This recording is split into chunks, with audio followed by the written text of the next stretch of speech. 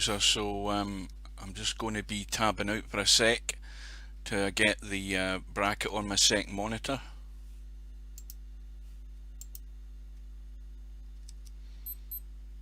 Well, it's not, bracket isn't up yet, so well, it's definitely 8 o'clock in my watch. I don't think we'll get a full house. Let me just have another look.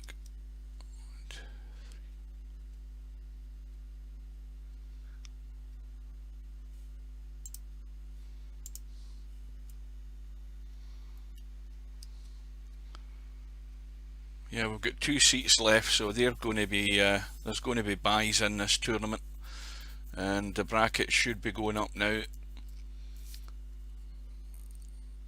Once I get that up on my second monitor, I don't need to well, I might need to tab to move the bracket, but other than that, we should be about good to go. Race to 7. It's a handicap tournament, money ball handicap. Jump cues are in this one, and lag for break, and it's winner breaks. Right, the brackets should be up now.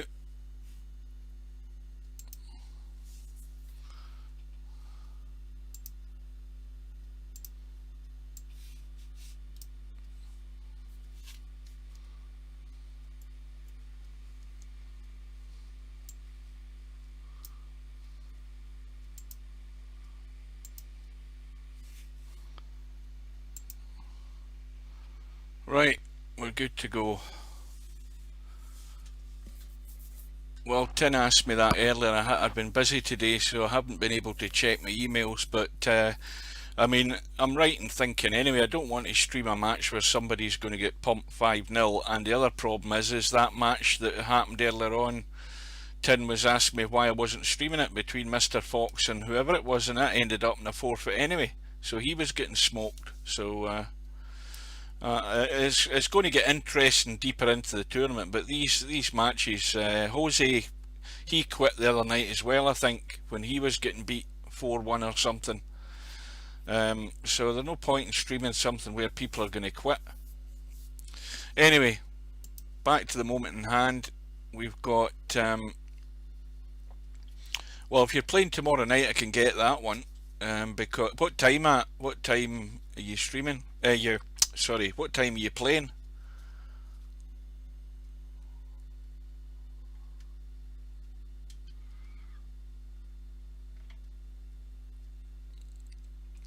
Well, oh, there's a match. There's Stubb playing Gung Ho. That match, there's a match between Stubb and Gung Ho. Gung Ho's got absolutely no chance.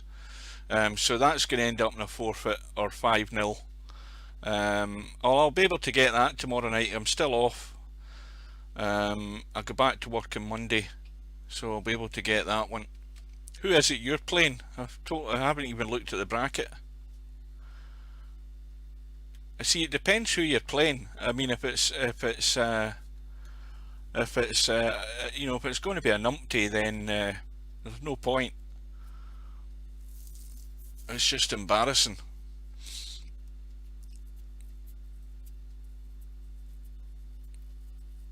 Right, anyway, Stubbs match in this snooker tournament, the Snooker Masters with Gung Ho's on, but that, as I say, that won't last long. Super Malt. He might go the distance. I don't know. I haven't really seen him play, but I'm going to go in and watch a bit of this Hazard Spectre Dawn match and see what handicap Hazard's getting. And first thing I forgot to do is to change the cloth colour. I've totally forgotten what I'm doing here. 1, 2, right.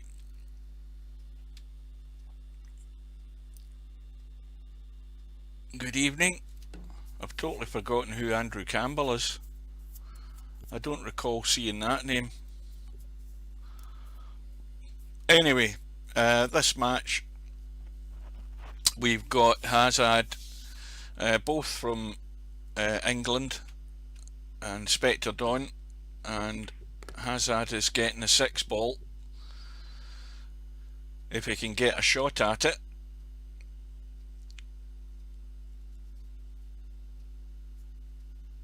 Good evening and welcome to anybody, any latecomers. If anybody stumbles across the channels, we're streaming live on YouTube, Twitch and Facebook, and well, this is going to be my last Friday night tournament for a long time, for a couple of reasons. The first reason being, the main problem is it starts at 8 o'clock at night, and even when it starts, even when the clocks go back and it starts at 7 o'clock, I'm still struggling to cover all of it because of the circumstances at my work. As far as I know, when I go back Monday, I'll be starting at 4 AM, so early to bed, early to rise makes a man knackered. That's what that does. Up at 2:30 in the morning. So this Friday night 9-ball is going to be the last tournament for a pretty long time, I would imagine. But Spectre Dawn has a tester of a 9-ball, but no problem, and he's off and running. And Hazard is going to have to take whatever chances he gets. You say a YouTube recommendation? Well, that's a surprise. Bearing in mind how many people actually subscribe to my channel, I think I've got about 200 and whatever, I don't know. Welcome anyway. Now, with a name like Andrew Campbell, you've got to be Scottish or Australian, because there's a few Campbells in Australia.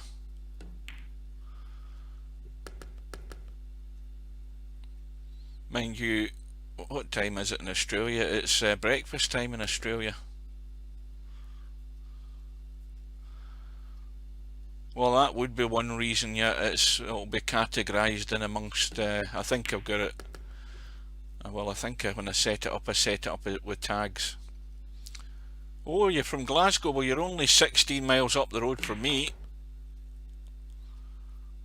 I'm in Kilmarnock, but I work in Glasgow. I work in the big Tesco at Silverburn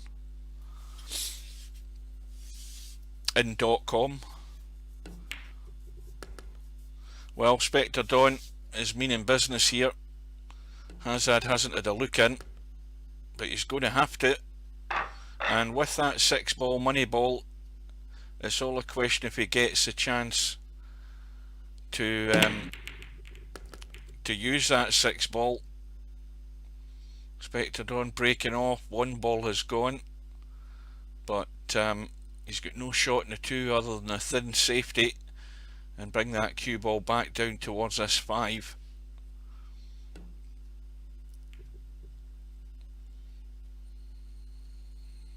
Well, the danger now for Hazard is he's going to be clipping the right hand side.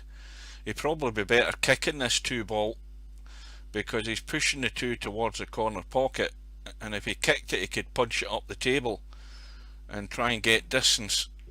You see, well, he's kept it, I think, reasonably safe. Let's have a quick look. I think it's fairly tight to the rail, so that's a toughie to cut in. And Spectre Dawn not taking the risk. Now Hazard could have some sort of blast at the 2-9 combo, but he's probably better trying to tuck that cue ball away and get distance on the 2, and he's failed with both. Now he's going to have to tighten up pretty sharpish if he's going to stay in this match. That was a weak shot. Had to go through with the shot to get that cue ball over towards that 4 in the left hand rail in the corner. And well, Spectre Dawn, he's got a tight one past the 5, but it does go. Not much room for manoeuvre, but it's gone in clean, and this is where Hazard is going to get punished severely for weak safety shots. And this is the one that's going to clinch it, getting on the 6, and in the blink of an eye it's 3 racks to 0.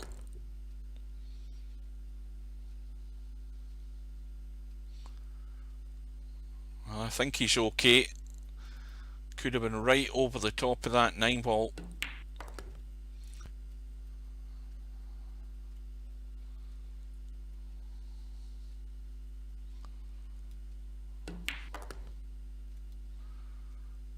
I'll just push through off the rail and across for the 9.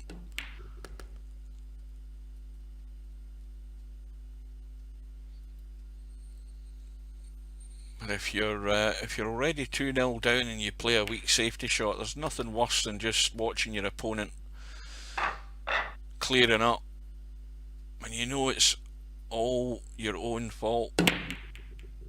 So Spectre Dawn 3-0 up, breaks off in rack number 4, and the break is dry. And once again Hazard trying to get in behind that 4 ball up in the top left, I would think, and get distance on that 1 ball. Oh, again, really poor. And I don't know whether he's been messing with the settings on his mouse, because he's under hit 2 shots there in a row. That one there, 1 ball didn't get to the pocket, presuming he played the pot, and I think he's been messing about with his settings. Maybe needs to up his sensitivity a wee bit in the mouse, because he's played 2 weak shots, and the worst thing is they could both cost him racks here. Not quite as simple to get on this 3 ball though, because it's hampered by the 9, and the angle that Spectre Dawn's got in the 2 isn't great. Now, is Hazard going to be nailed to the 9? No, he's not, because Spectre Dawn can brush that 3 past the 9, and depending on the play, well, he's played the combo instead. Well, that saves a lot of messing about. I didn't even look at the angle in that 3-9. Well, that's another sore one for Hazard.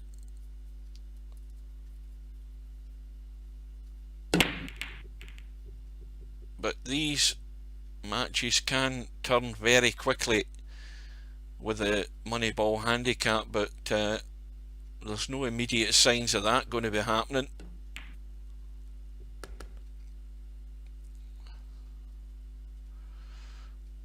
He has to pick the angle in this too, and he needs to watch the scratch in the bottom right hand corner if he's going to run through. Well, he's played it gentle, left himself high in the 3, so the cue ball's now running. It's all about controlling the pace, and I don't think he's going to have a shot here. So the 7 is acting as the blocker, and he really should be trying to tuck up behind that 8 and 9. That would have been the safety shot. He went for a combo, and there was no guarantee of any position on the 5, so again, wrong choice of shot. Should have played the safety.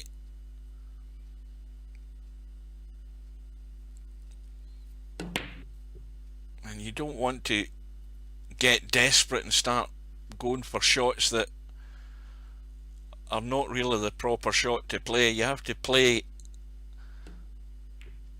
the safety when the option's there in that situation. But is Hazard going to prove me wrong? He's looking to see the 6 goes, it goes, the 8 goes, so there's nothing needs to be moved here. And the problem again is he's left himself way short in the 6, and he may well be running into the 8 and 9, and he's undercut the 6, and Spectre Dawn probably going to be out with the jump stick in a second. Danger with this though is the cue ball staying in the table. Whenever the object ball that you're jumping towards, especially across the table, whenever you're jumping, the danger's jumping and bouncing off the ball. But he controlled the pace well, but just didn't get the angle, so it's a lifeline and a gift for Hazard. Just needs a 6 ball.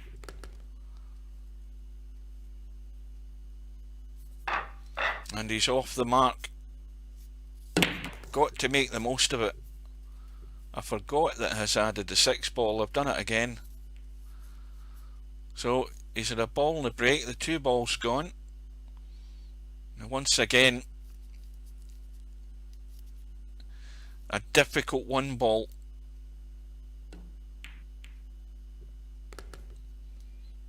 He's got the 1. 2 ball has gone, obviously. 3 ball, and then behind the 4 for the same pocket. Well, he's drawn across. Now he has to make sure he gets pretty good on this 5 to be able to get to the 6. Now the safest area is anywhere down here. Well, he's gone the other side of it. The angle was good for that. So this could be 2 quick racks here for Hazard. And he's trailing by 2. And of course, winner breaks. He's still got the break. Needs a ball. Get himself right back into this. Got a ball in the break. How's he going to be looking in the 1? Well, once again, no shot in the 1. An extremely thin cut, but he should be tucking this cue ball away. He's got plenty of room to get in behind that 6 and 8 and send that 1 up the table. Well, he's gone another way, went for the cut. I never looked to see if that would go, but he's just overhit that 1 this time. And again, with a chance to run for cover if he wants. He doesn't want to stick his neck out too far here. He's got 2 frames back in the board, and he doesn't want to be gifting another 1 to Spectre Dawn.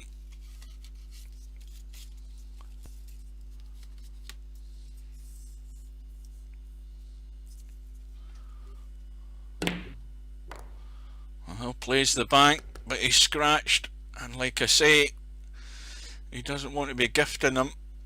Spectre Dawn may well leave the 6 and 8 where they are, or he could draw into them. He could play the combo. Well, he's split them now, and now he's committed. He's got a difficult 5 ball. This is not a gimme. Pressure is on. He knows if he misses it, he should be losing the rack. But in it goes.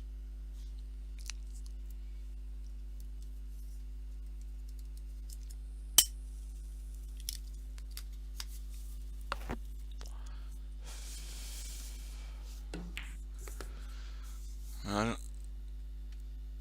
all that good work getting those 2 racks back is going to be blown out the water here.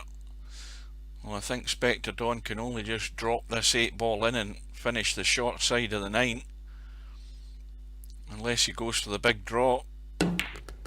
Yeah.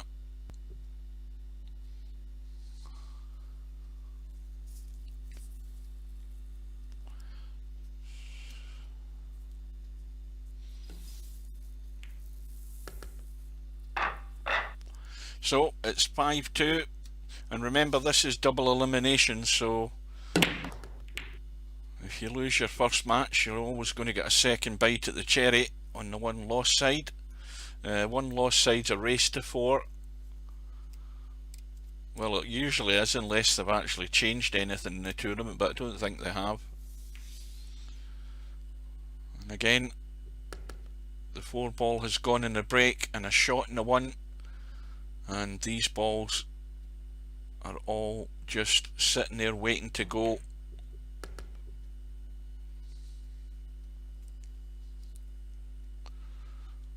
Well, I can't see where the problem is going to be here.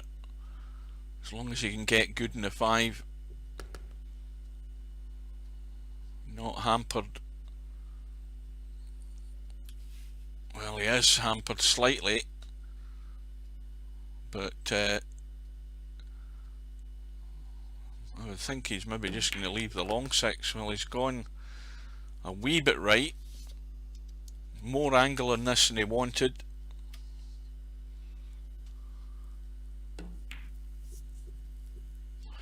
And a mistake's been made, but he's got away with it.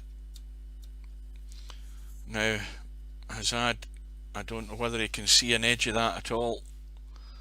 But he just needs to give it a blast and hope he gets lucky.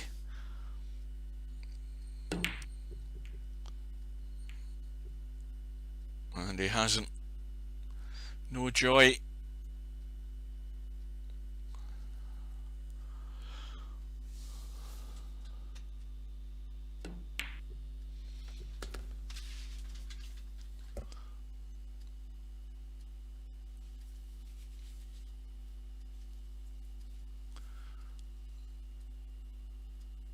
I'm just looking at the bracket. Larry and DJ Redo have both got buys to the second round.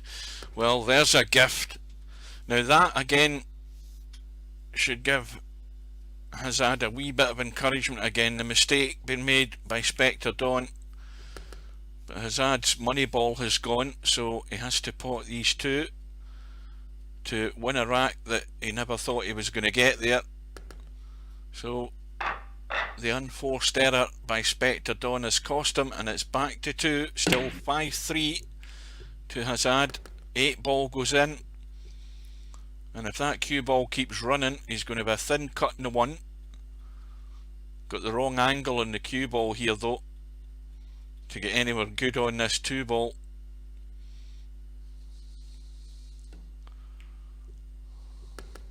Well, he's managed to hold it. I didn't think he could hold it with the angle that he had, but obviously it was a lot better. But straight away he's blown the 2, and you cannot afford those mistakes, not against the calibre of players like Spectre Dawn. You're only playing right into his hands. Well, that 5 ball might be a problem. It's obviously near the middle pocket, but that 6 ball is just a hindrance in how you get onto it. The obvious one is down the rail, and that's going to be the shot, because you can just go across the table to get on the 5, and I think he can come off the knuckle of that middle pocket.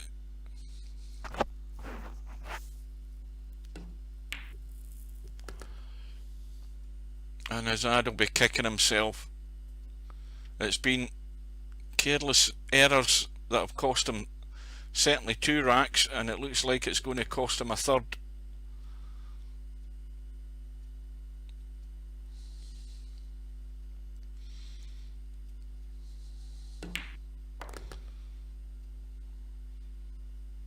So this 9 ball will take Spectre Dawn onto the hill, needing 1 more with the break.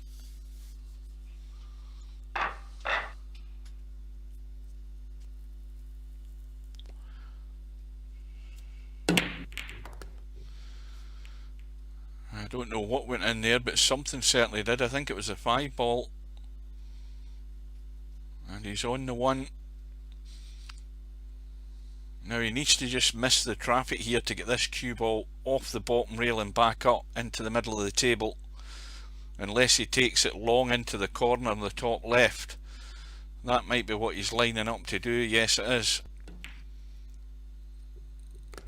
And then it goes. Now the shot is getting from the 3 to the 4. Looks all too easy, and it's amazing how things can go wrong.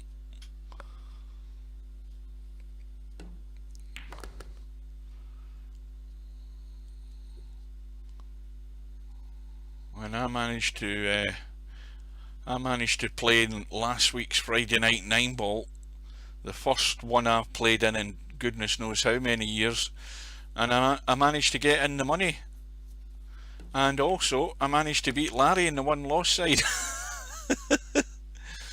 I think it was a final rack decider. Could have went either way, but eventually got done out by Stubb. But I lasted longer in it than I thought I would. I'll say that for myself. But Hazard's not going to last much longer in this match. If Spectre Dawn can hold for that 8, well, he's gone out of line. Aye, oh, there you are, Larry. Yeah, I don't know, I can't recall the last time I played in a Friday night 9 ball. and I'm still taking a bet that that match that Stubbs in won't last long. Anyway, Spectre Dawn wins the match comfortably by 7 racks to 3, and if Hazard is going to survive, he's going to have to up his game in his one-loss side match. So let's have a look at what we've got. Well, I'm going to have to stand up to look at my second monitor to see how the bracket's doing. Mr. Bill is through to round 2, and Mr. Bill's waiting in the winner of Houdini and Capo. Capo's 6 racks to 2 up in that match. Larry he's still waiting on an opponent, and that match that he's waiting on, Legit Matthews and Sergeresh.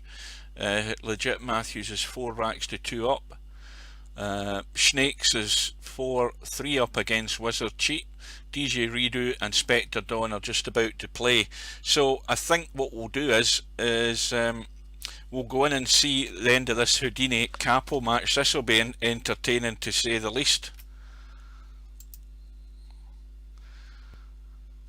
Capo, I think this will be the only match where he doesn't get 5 and out. He's getting the 6 ball, and he's 6 racks to 2 up.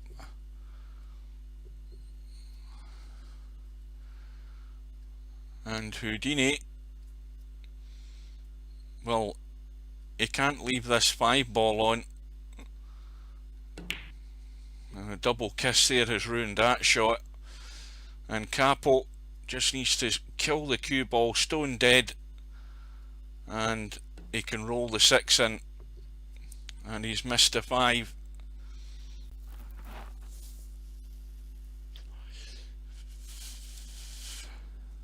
So welcome to any latecomers if there's anybody still watching.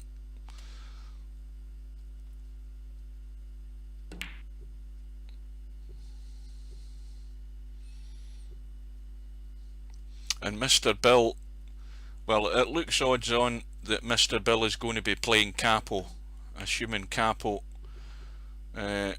wins this match. Again, he's hung up the 5, and Mr. Bill will be given 5 and out to Capo, and that always puts the pressure on the higher rated player to perform and not make mistakes.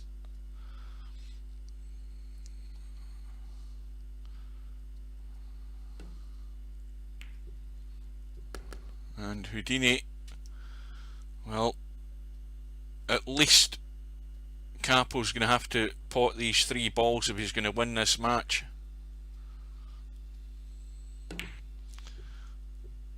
Yeah, I thought you'd been messing with your sensitivity. Those first 2 crap shots that you played were both weak as far as pace goes. So I thought you'd been messing with sensitivity, but yeah, we've got to tighten up. Houdini has his chance to get back within 3, and again he just needs to drop that 8 ball in and maybe help the cue ball over to the right slightly as we look. Just a gentle one. And again, he's far too heavy. I mean, that should have been played into the left middle.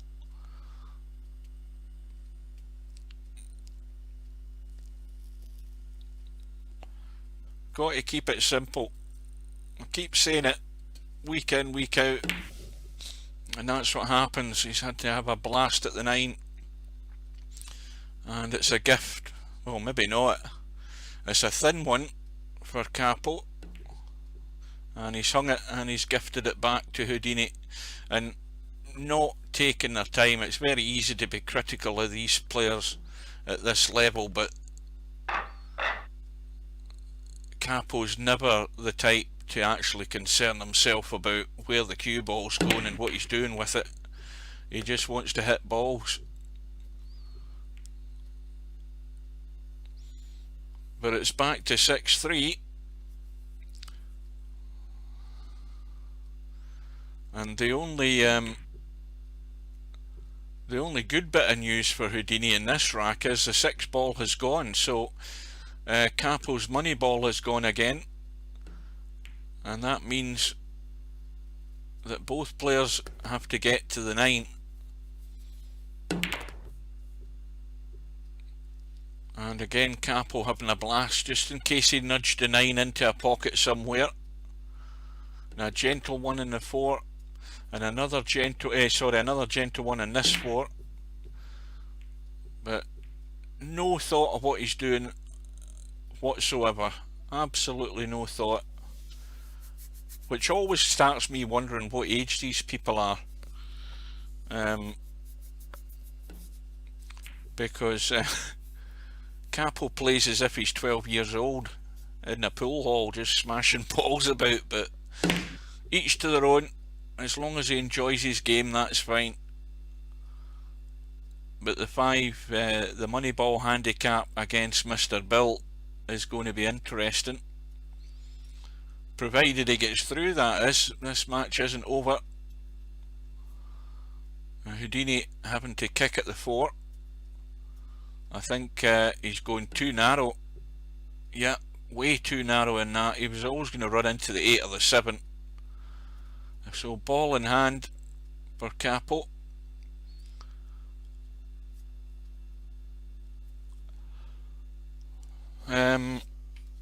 Capo is from South America somewhere, is he not? Oh, all of a sudden he's from Iran. Unless he's moved house. And Houdini's from the United States.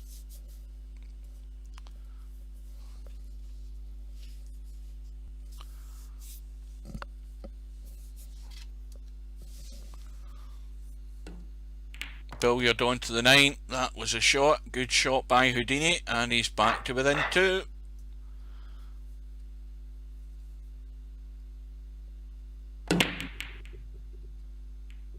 Oh, that cue ball was heading for the pocket there. The 4 ball acted as a blocker. Well, good evening, Keith. Oh, scratch. Welcome aboard. Stubbs playing his match in the snooker tournament right now. I'm taking bets that it won't go the distance. There might be a quit, or it'll end up 5-0 because what's his name? Who the hell is he playing again? Gung Ho has got, I'm guessing, literally no chance against Stubb. And that's why I haven't streamed a lot of matches. The match earlier on tonight, I never knew it was on until it had started, and that ended up in a forfeit. Jose's match with Moz ended up in a forfeit. So there's no interest until it gets to the nitty gritty with the better quality players, which is why I think I've only streamed one match. A lot of these players, I mean, especially snooker, they sign up to it and then they finally realise they're in way over their head and quit. Yeah, Stubb will have that match over quickly. That's not going to last. I'll be surprised it gets to the 5 racks, because Gung Ho will just play straight into his hands, knocking balls all over the place, and Stubb will just pick up the mess that's there and score enough just to win the frame each time. Meanwhile, we've got a match on here. Houdini is going to get back to within 1, provided he can roll the 9 in. Where's the cue ball going? Oh, it's okay. So Houdini, what was he, 6-2 down or 6-3 down? 3 ball has gone in. Is he going to have a shot in the 1? Not really, I don't think. Is it going to squeeze? You know, it squeezes past that 5, no problem.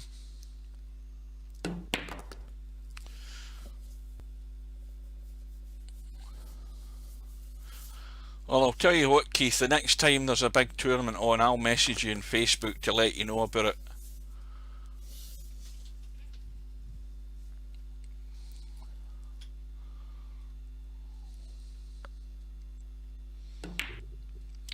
Oh, Houdini. Remember, Capo has the 6 ball, but he's going to have to pot the 4, get himself on this 5, and again if he just rolls the 5 in, he's rolling the 6 into the top middle, the top corner for the match.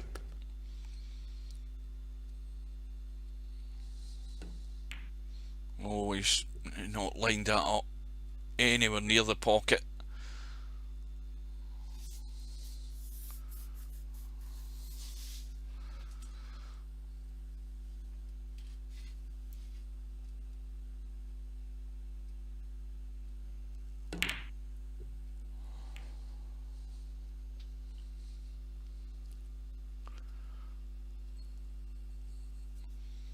Is it still not fixed, that PC? Jesus Christ.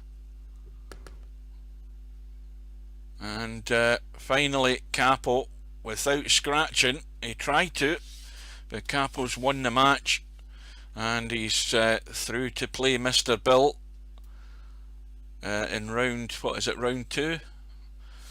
And he's won by 7 racks to 5. Houdini moves over to the 1 loss side. While we're waiting on that match going up, we'll give him a quick shufty at Stubbs' match with Gung Ho. I mean, Gung Ho is 1072, as I say. He's got absolutely no chance whatsoever in this match.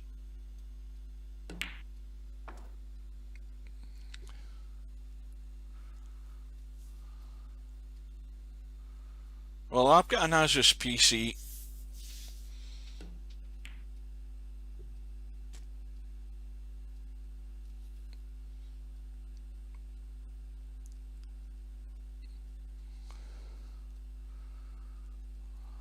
Yeah, this is just easy pickings for Stubb.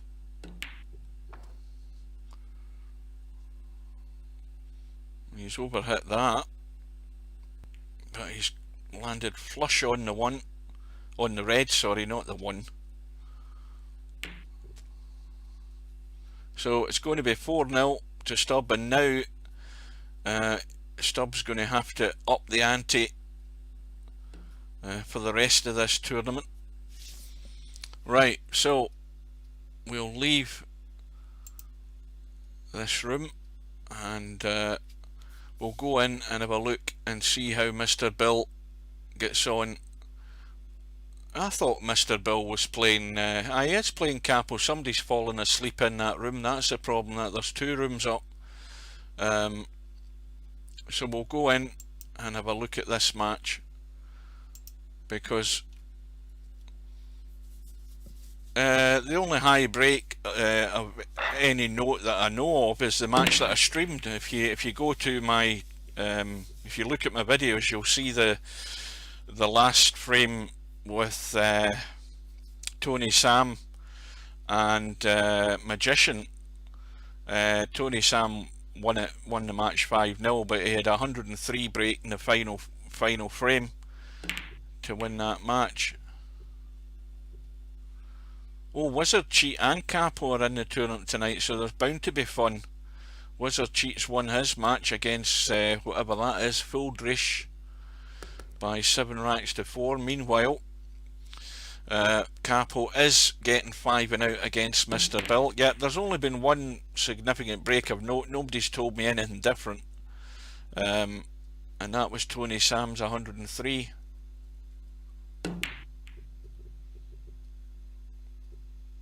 I mean, of course, the commentators I called it long before it was a century, because the way when he got I think he potted it, was it the blue, and he went around and down the table and into the pack, and he got them spread open, and it was just a case of picking them off.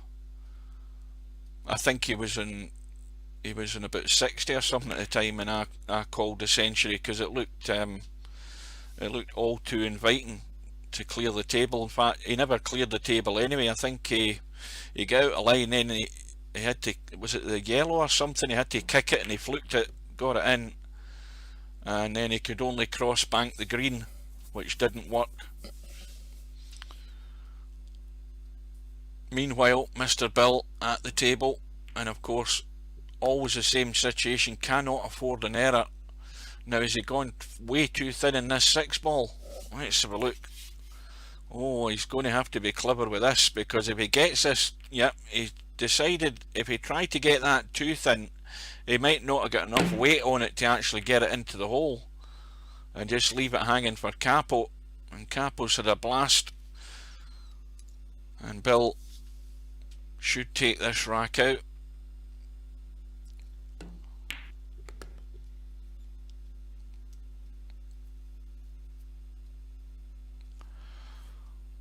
Well, he doesn't want to risk running. I think he's got a wee angle. Yes, he can just pinch that wee angle just to roll the cue ball across. And well, he wants to be pushing this 8 ball in to get the cue ball out, because he doesn't want to leave anything awkward. He managed to get a bit of draw on it. Snakes has won his match against Sergaresh, 7 racks to 3. And well, the good news is, for anybody that doesn't know, is I am going to be up bright and early tomorrow morning, and I am heading to make my appointment, or to honour my appointment, at the local barbers in the town. Well, it's a unisex one. The women are up the stair and the guys are down the stair. And of course they opened a couple of days ago, and I had booked my appointment last week, and I am going to be knocking the door at 9 o'clock tomorrow morning, and they will not take more than 10 minutes with me, because I'm just going to go in, tell them to shave the whole bloody lot off, and it'll be the first haircut I've had for, well, you know how long. I can't remember how long it was before this lockdown started, but my hair is really bugging me. It's all going to go tomorrow.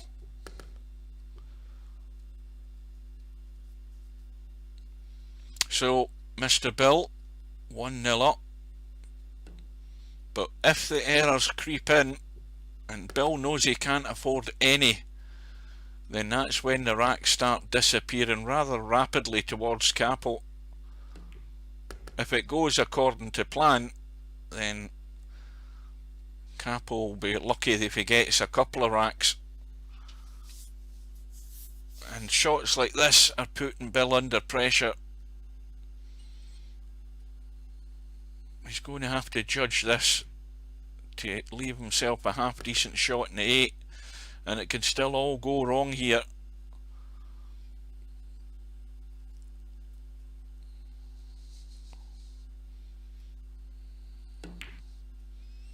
Where's the cue ball going? He's going to go behind the 9. Now he needs to be careful of the in-off into the middle here. He might want to dig into this a wee bit, unless he thinks he's okay. And he's hung it, and it's a gift, and that's exactly what we're talking about. And I talk about the same thing every week. You get behind the 9 on the short side of it towards that top rail, you're in bother. It puts pressure on the shot, and Bill's left it hanging, and he's gifted Capo his first rack. Capo breaks off. There's a ball has gone. I don't know what one again. It's the 4 ball, and Capo not taking a blind bit of notice of where the 1 ball was gone. Just had a cut at it, and he's got it safe. And well, the 2, is that the 2 down there? Everything's in a mess now,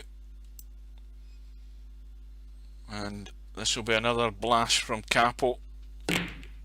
2 ball eventually is in, 1 goes in, 7 goes in, the rack's over. How about that, folks?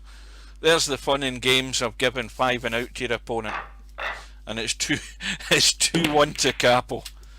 Oh, I feel sorry for Bill, so I do. It's an absolute minefield when you're giving 5 and out to somebody who's just going to have a blast at them and move balls, and well, somewhere along the line things like that are going to happen. Bill reverse banking the 2. Now again, does that 3 ball go. No, it doesn't. But you can play the billiard onto the 5 and onto the 4. Well, he thinks he can get it. Well, I didn't think he'd get through. That's a good shot. It was very tight. But he's got to back himself again here, Bill. Can't afford a mistake. And he's going to have to... Well, he's underhit that by a mile. And now he's left it really awkward. Does he go for the cut in the 5 to drop down onto this 6? Oh, this is going to be a blast for a billiard onto the 9 here.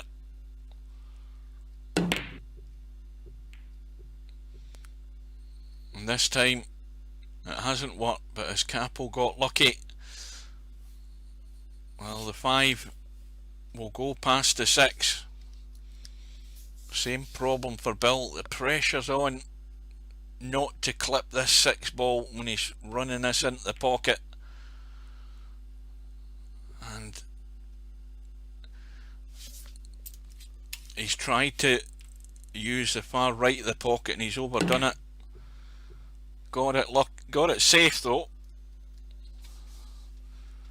But another tester. Every shot's a tester here for Bill, because he knows he just cannot make the mistake. He cannot miss, or he's going to be trailing 3-1. And that's just going in off the jaw. And now he's got a huge area to get on the 7.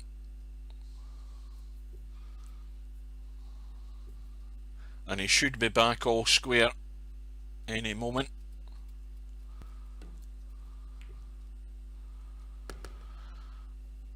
Well, that's a bit straight because it doesn't give him many options. That's the problem with this shot. He's going to have to either draw back or just roll through with a dead weight pace to leave it in the middle. And that's almost there.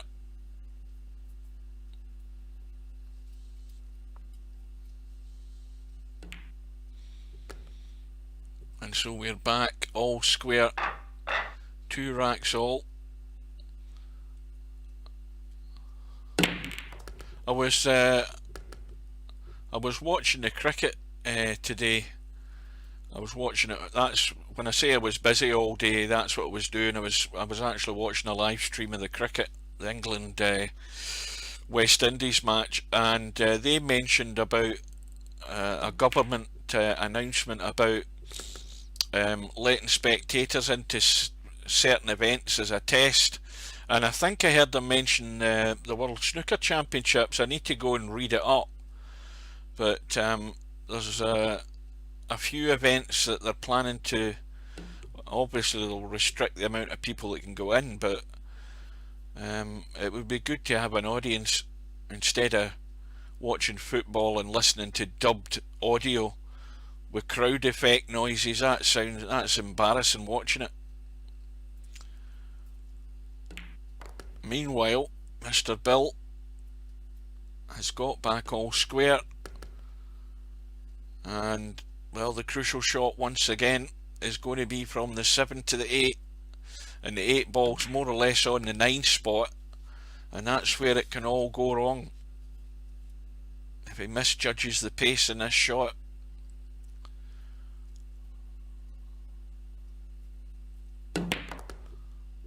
And that's going to finish in the middle of the nowhere. It's another awkward one for Bill. Now, you know, even if he tried the safety, he could bank the 8 and try and get it over to the left rail and leave the cue ball on the right rail, but if Capo can see any of it, he's going to have a blast at it.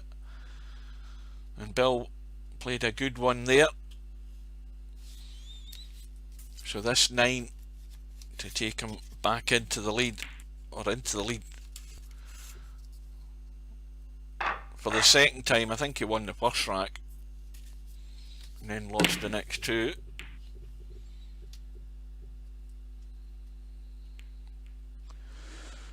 Now the break is dry. Look at the 8 ball. Oh, the 8 ball's hanging. And Bill can't get to the 1. Well, I'd be doing something to get rid of that 8 ball. Well, he's going to jump to try and pot the 1. But if this 1 finishes well, I think this could be a billiard. He's trying to billiard onto the 8. You've got to be quick to get anything Capo's doing, because he just comes to the table and hits him. But he tried to billiard onto the 8 there. But once again, Bill has to be careful.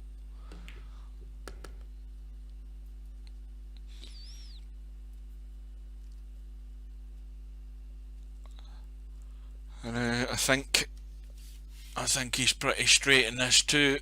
It doesn't leave him many options. Now he's looking at the 3 onto the 8. Needs to watch the cue ball though, and that gets rid of the danger ball, and he needs to get lucky, and I think he has. That will do. Needs another good one to get back up the table for that 4. Not easy, and there's a bit of traffic in the way. Oh, he's missed a 3. Where's the cue ball going? Well, that's going to be a 3-6 combo possibly across the table. Capo's not even looking at it, I don't think. No. Well, he's going to have to get the 4 and the 5, and he's overhit that. Or is he straight into the middle? It's tight, and he's way off the mark. And Bill breathes a sigh of relief, but he's got no shot.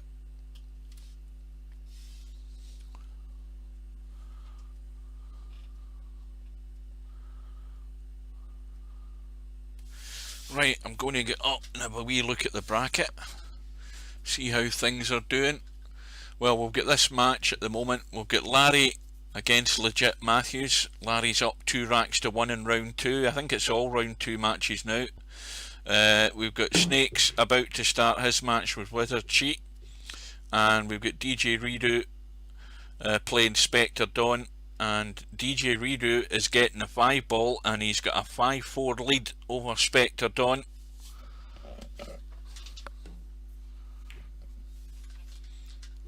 Well, I think the way this match is at the moment, I think we'll bail out of this one. There's a result come in. Houdini's won his 1 lost side match with Christian, 4 racks to 1. We'll bail out of this one, and we'll go and look at this match with DJ Redo and Spectre Dawn.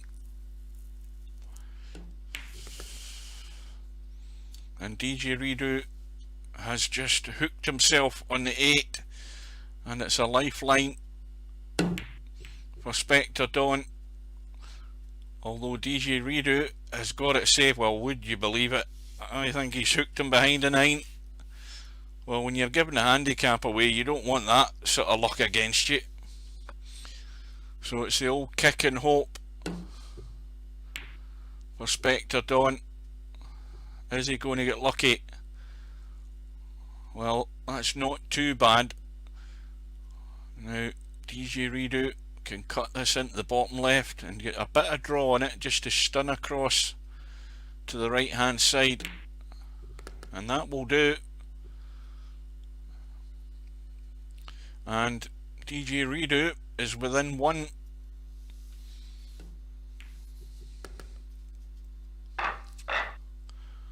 Again, he's a 2000 rated player, and he's getting a 5 ball, which basically means once again that Spectre Dawn can't afford errors. And DJ Redo's broke off, he's broke dry, and that's a long combo. It's a good shot. He should have plenty of room to spin out behind that 8 and 5.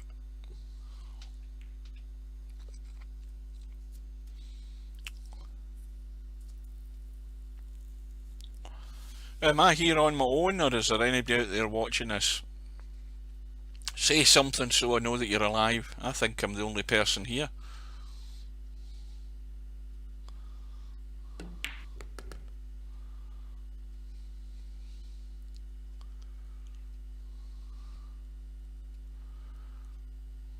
this is a bit of a tight squeeze just to get some sort of shot in the 5. Well, that'll do. He's nudged it into play. Oh, they're still here. Good. I'll keep an eye on that other match. This one's a bit more interesting at the stage it's at. Spectre Dawn looking to get back to within 1. Well, that needs to slow down because that's going to spin to nowhere. Well, he's still got a shot. Well, it's all square in the Mr. Bill Capo match at the moment. 4 racks all. Larry's 2 racks all with a legit Matthews. And Wizard Cheats 1 rack to 0 up against Snakes. And of course we've got this match here.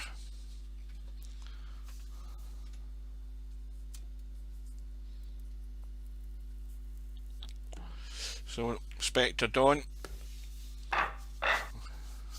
what did I tell you? 5-0. I mean, those matches aren't worth streaming. I mean, there's no competition in those matches.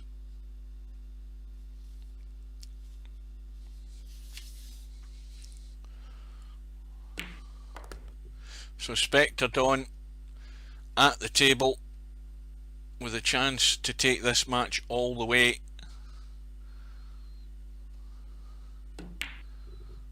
Oh, now there's a mistake, and DJ Redo is no mug. He's certainly got a bit more sense than what we've seen so far. And that cue ball, though, commentator's curse.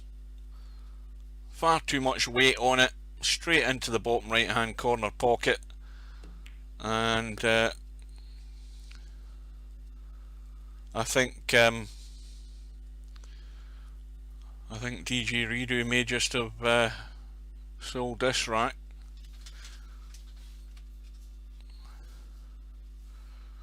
Well, the thing is, the problem with EP4, that's the main problem with EP4, the way that I've got it set up. See, like this, for example. Imagine this is a snooker table and we're at the bulk end. If you want to watch the business end, you have to obviously turn round. If you reset the camera, you're resetting it back to the kitchen end, or the bulk end. Now, VP4 should have more options for you to map buttons for camera positions. I mean, I spoke to Steve about that years ago. I gave him I drew him a diagram and showed him how he could actually have the number buttons, you know, where the numlock pad is. And DJ Redo's won the match. Yeah, but if you had shortcut buttons, you could have shortcut buttons to take you to the corner pockets. You could have shortcut buttons to take you to the bulk end, all sorts of stuff like that, but he's not interested. Well, anyway, Spectre Dawn on the receiving end, and again he's going to be struggling against Christian, because I think he's going to be giving 5 and out to Christian as well. Meanwhile, the match between Bill and Capo, we'll go back in and have a look at that, see how it's doing. Yeah, there's an adversary camera. Yeah, but all you're doing then is looking down their cue stick. But if Steve had listened to me, he could have had it set where, for example, you press a button and you go to this pocket, that pocket, the middle pockets, and the other corner pockets. You could have it mapped all round. If you use the numlock buttons and use them like a table, you've got, if you look at the 7 and the 9 and the 1 and the 3, there are your 4 corner pocket buttons, and then you've got the 4 and the 6 are your middle pocket buttons. You could use all of them to change the camera and give you more choice when you're watching, rather than having to use your donut to do all this business, you know. So, but as I say, he's not interested in improving and making it more user friendly. with cameras and stuff, and especially if folk are going to stream the game, it would be handy.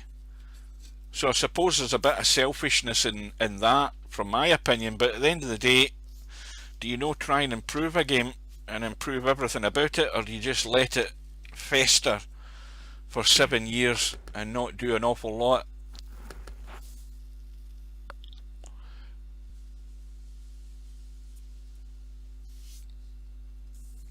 Well, as I've always said, it's a very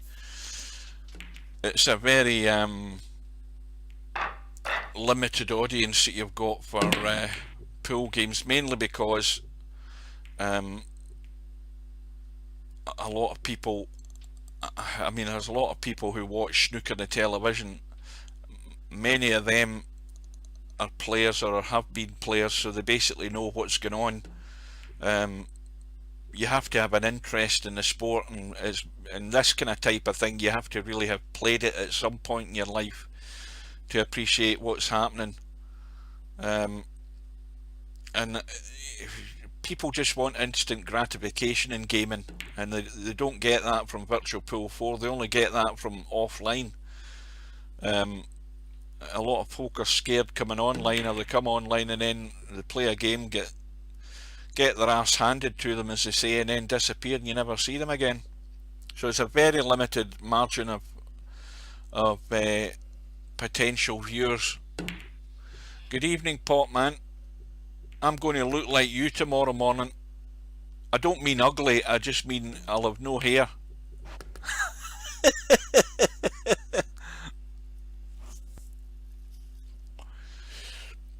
The most exciting thing that's happened to me in my 2 weeks off is going to happen tomorrow. 9 AM, I'm going to get my head shaved, and it can't come quick enough. Meanwhile, Mr. Bill is on the hill and now cannot make another mistake. Now has Bill gone? I think Bill has gone. Oh no, there he is. I thought he had gone. Well, it's not going to be a new look, it's just going to get straight down into the wood, which is what I've basically had for goodness knows how many years now. And it's all gone wrong for Bill. He's going to have to go for the bank, and in it goes. And, well, it's going to be another bank on the 9. I doubt he would risk trying to cut that, surely. And don't call me Shirley. Yes, he is. And in it goes. And Bill has gone through against Capo, 7 racks to 5. Right, let's have a quick look at the bracket. Well, that match we've just seen the end of. Larry's 5-2 up against Legit Matthews.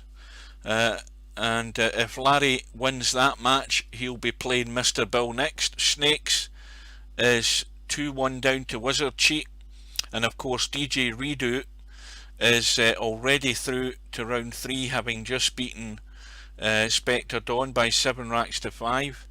So what we're going to do now is we're going to go in and see how Larry's doing. He's 5-2 up at the moment according to the bracket, and Legit Matthews is getting 7 and out. So we'll drop in to that match. It might have changed. Let's see if we can get it working. This is never a good sign. Oh, right, where are we? So Larry's definitely 5-2 up, 7 and out to Legit Matthews. Or Legit Matthew, sorry. Larry jumping out of trouble, and he's got away with it. Well, of course, the danger ball is that there.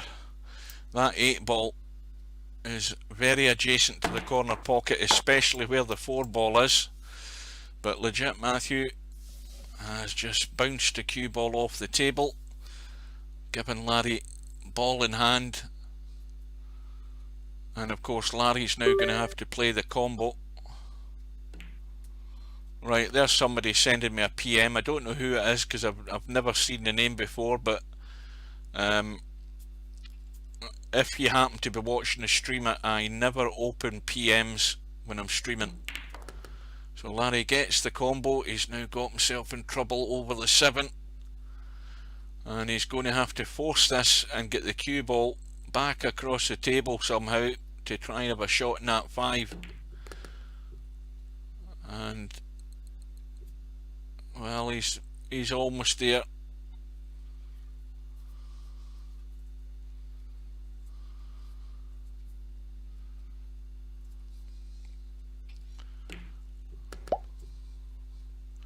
I don't know if anybody wants to PM that chap and ask him what he wants, but as I say, I'm never opening PMs when I'm streaming. And Larry's going to have to dig out here, and he's played a good one. He's going to need another good one. And remember, Legit Matthew only needs a 7. And Larry going for the thin cut. Is he looking at the bank? If he goes to the bank, he's got 2 chances. If he goes for the thin cut, he's only given himself 1 chance. Looks as if he's going for the bank.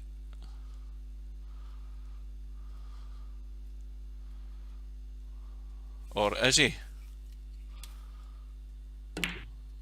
Yeah. I didn't like the way Larry was lining up to that. He obviously saw a totally different angle from what I saw. And, well, that's gifted Legit Matthew a cut in the 7. Needs to watch the cue ball though. Well, he's overcut it, but the cue ball is going to go safe, I think. Now Larry, well, what do you do with this shot? I mean, he can't bank it. He could smack it onto the 9. He's going for the thin cut. He's got it. Where's the cue ball? And it's going to be another tough shot here for Larry. He could reverse bank this to the right middle pocket, but the cue ball's running all over the place. He can go for the thin cut into the top left.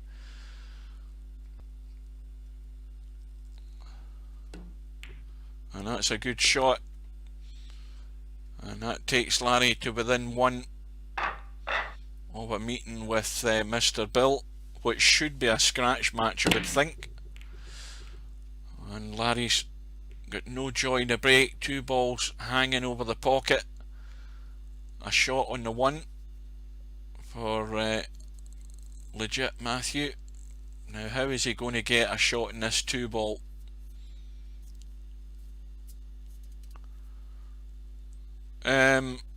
Well, other than the fact Stubb won his match earlier tonight 5-0, I don't really know. I've not really been paying a great deal of attention to it, simply because there's been far too many forfeits and quits already. Jose quit in his match against Moz. Can't remember who quit the other match the other night there, and then that match tonight was a no contest with Stubb and Gung Ho.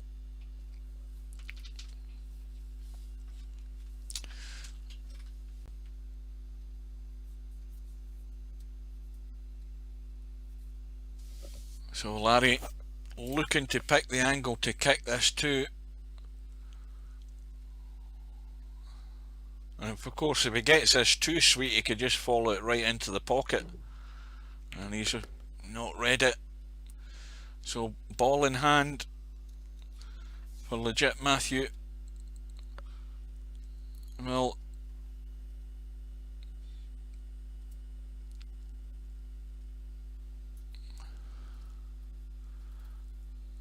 Stubb isn't a snooker player. He's in it.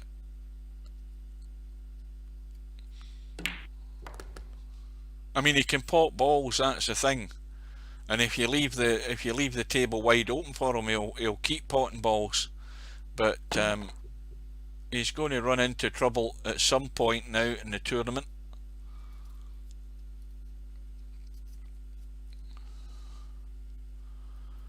And so, well, did Legit Matthew know that he had ball in hand there, or was I wrong? Because I think he ended up playing a jump.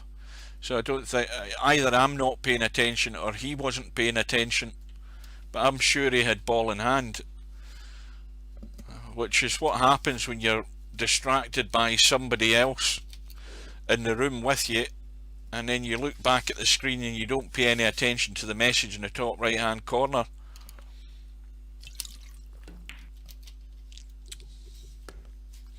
and provided Larry can get himself up onto this 7, and there's absolutely no reason why not, this match should be over. And the further he goes up towards the 7, the easier it is just to drop behind that 8 ball, and I think he's fine. He can just drop this in and leave the 8 ball down into this bottom left. No, he's trying to go up this end of it.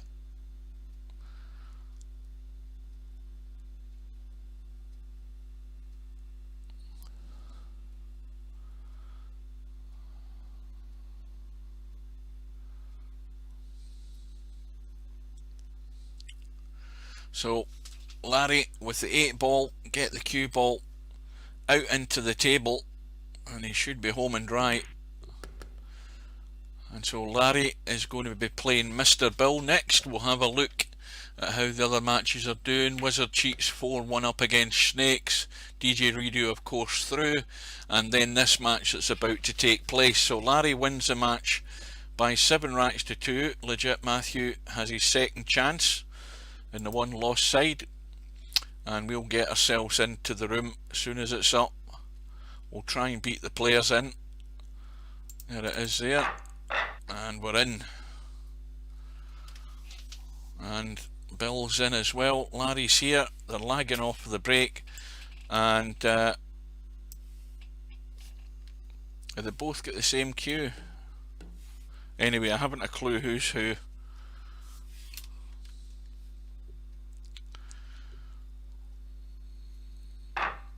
But Bill has won the lag. It is a scratch match, so there's no handicaps.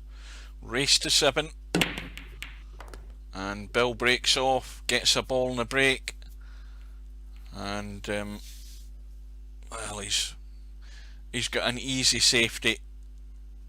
I mean, just hit that 1 ball, half ball,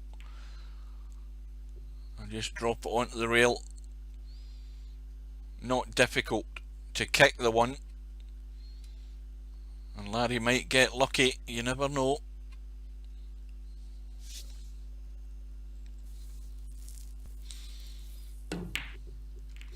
Almost, and he should be in trouble again here. Just brush the 1.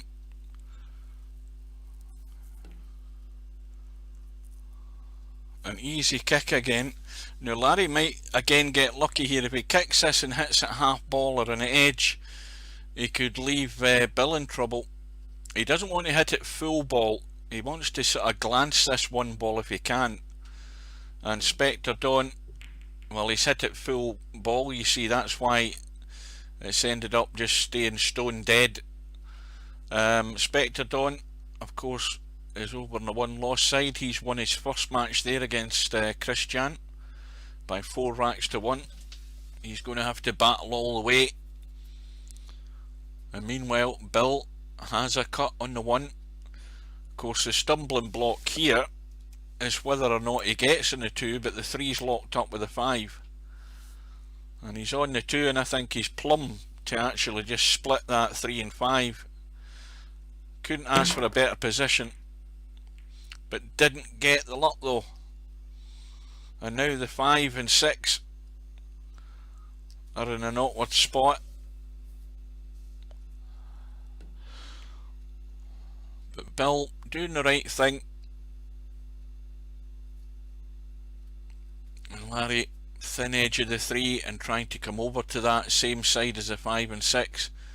But Larry's under hit it. He needed another couple of ounces of weight on that to try and lock Bill away from the 3 by the 9 ball.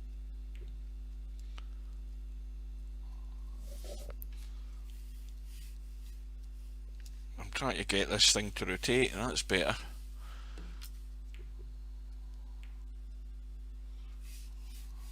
Well, no prizes for guessing what's going to happen here, but the danger is pushing the 3 towards that corner, and Bill's overhit that.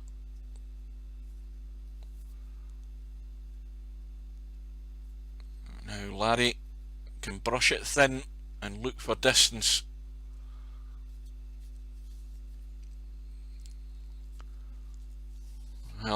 target area is here, anywhere down here, but the problem area is that if you're trying to go thin off there and get down here, you've got to get lots of right hand English to try and spin into that rail first before you hit the 5 and 6. So that's why he didn't play that shot much easier. But again, if you can't get the cover, get the distance. It always makes the shot much more difficult. And this is not easy to keep safe because you're looking for a thin edge. And it's so easy to bring that 3 ball into play.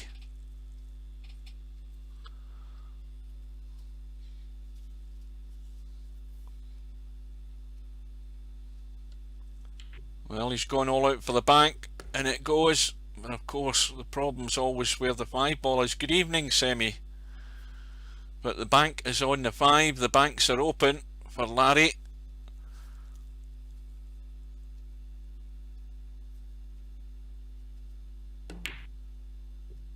Is he going to get lucky? No, he's not. But Bill is going to be cutting into a blind pocket, and he's going to have to work the cue ball a bit here. Or is he running through? Well, he found a way to get on the 6, but he's taking his eye off the 5. And Larry, well, the cue ball's running away from the 6, but he could just roll through and leave an awkward 6 down the rail.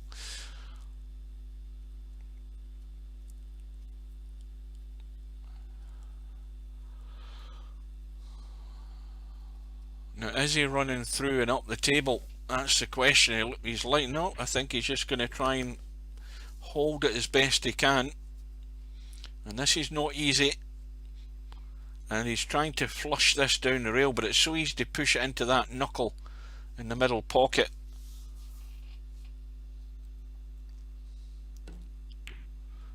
And that's going to hold.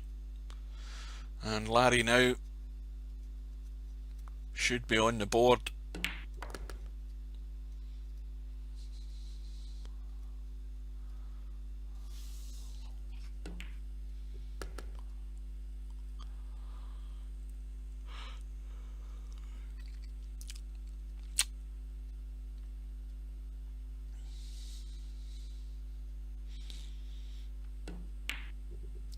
Oh, that wiped his feet a couple of times, but in it goes.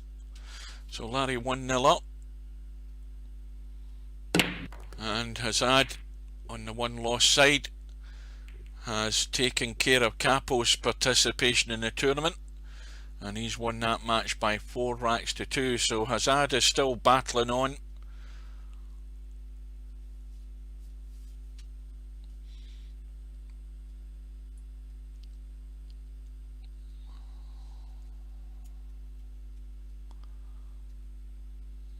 Just a thin brush off the 1, and I think it's going to be too thin. Oh, I didn't even notice Larry's called the push out. Well, this is an opportunity for the thin brush off the 1. Try and tuck the cue ball in behind the 8. Just a wee bit too heavy. But look at this shot. I mean, every day of the week you send that 1 ball back across and you hide up in this corner. That's the shot. As long as he misses the 8, well, he didn't get the spin in the cue ball, because that's why the cue ball's finished there. He needed a bit more left hand spin to help that cue ball fire itself up the table. Okay, Larry's left Bill a shot, but it's not a great shot to get good in the 2. And Bill was playing that dead weight to leave that angle to get to the 2 there, but missed the 1 in the process.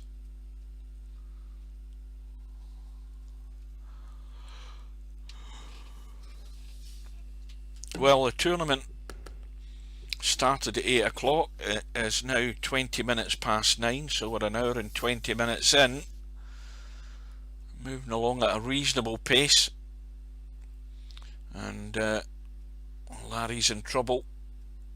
out with the jump stick again.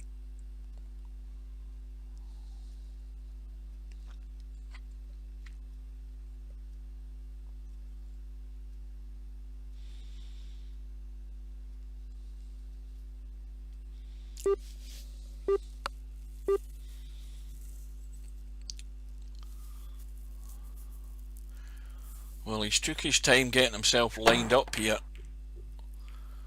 How's his luck? Well, it's not too bad. Bill's got a shot in the 4, I think. Well, he hasn't got much of a shot at all. He's just going to brush this 4 and come back across the table. I don't think he's going to be playing the combo. If I was Bill, I'd just be brushing that 4 into the one with a wee bit of left to spin across like that, and try and keep that as tight to the rail as possible.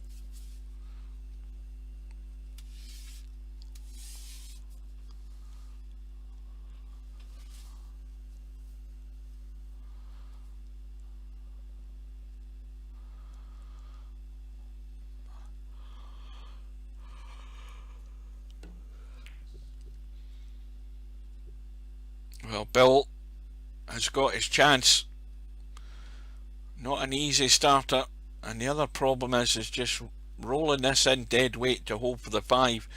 I don't think he wants to get back out into the middle of the table here. He wants to just roll it in dead weight, and that's a tester, and at that pace it gave it every chance to drop in. A little soft draw.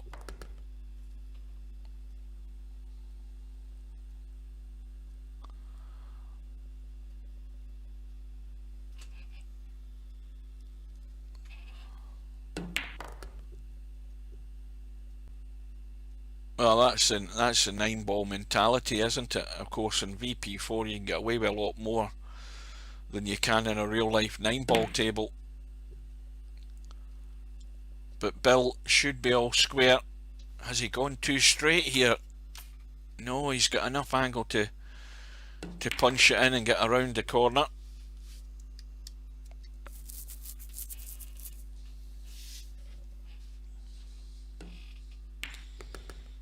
So 1 rack apiece. Remember, it's winner breaks.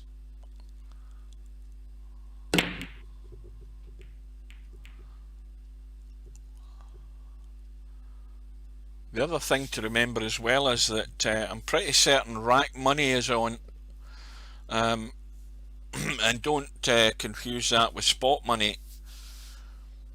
Rack money means that the actual diamond of balls is racked on the 9 spot, where the 9 spot usually is, and that means that the rack is further towards you as we look, which also means that the breaks are different from what most players are used to.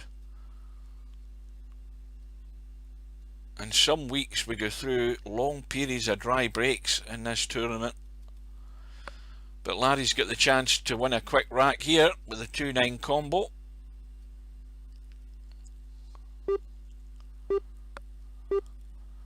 Now, spot money, of course, for anybody who doesn't know, the spot money means that on the break,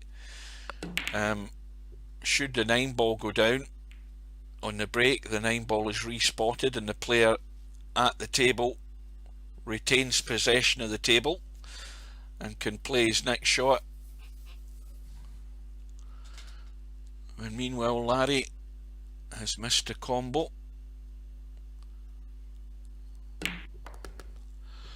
Oh, that I was just about to say, I hope he's got enough spin in that cue ball, because that's what's going to happen if he didn't lock himself behind the 9.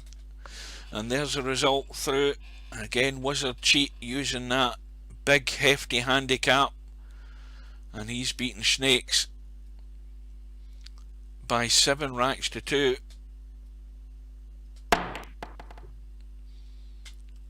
Well, Bill manages to jump and escape, but that 3 will cut back into this middle pocket. It's thin, and the cue ball's going to be travelling, and Larry is just going to have to hope he can get to see this 4 ball, because the 5 and 9 are awkward, and I think he's going to be fine. That has worked out very nice indeed. And a little stun onto that rail and a wee bit of spin maybe, just to bring the cue ball into play. Well, now he's got a choice of what he wants to do. He can go forward onto the bottom rail, or he can play the little draw out.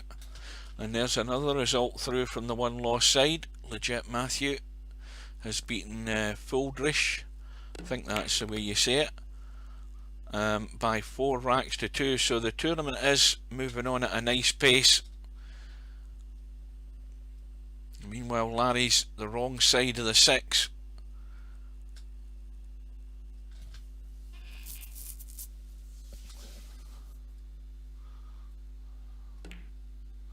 Well, where's the cue ball going? I think he's okay. I thought he was going to tie himself up behind 8 there. And I think he's actually too straight in this 7 ball. He's going to have to try and pinch an angle here. He's going to have to try and pinch something. Yeah, he needs to get the pace into it. And that is not where you want to be. That is ugly. And I think I'd be chickening out and just rolling straight onto that 8 ball. Like that.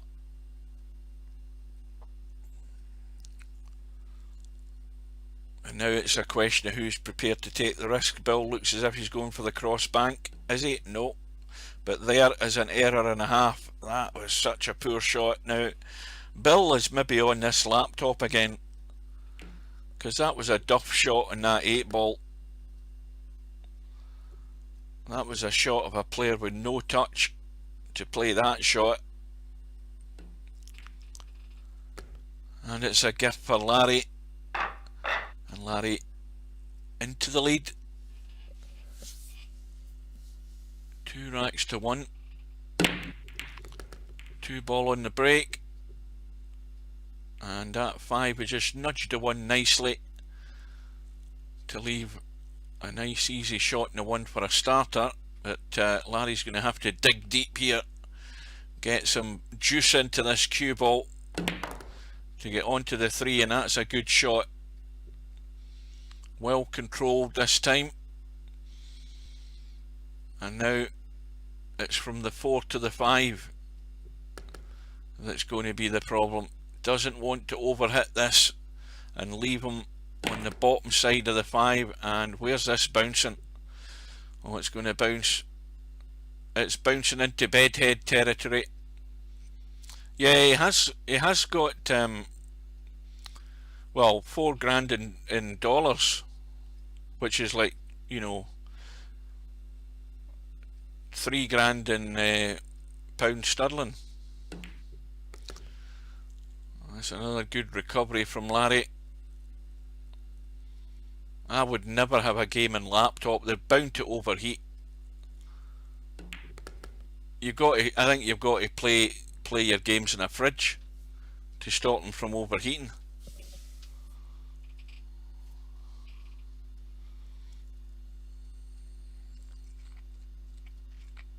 And that's the other thing, you've got to make sure any of the vents on it are all well clear. They don't.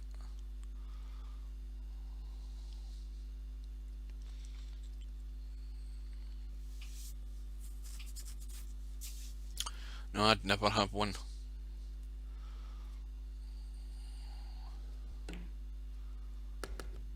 Well, Larry's going to open up the advantage here. He's going to have daylight between him and Bill. 3 racks to 1.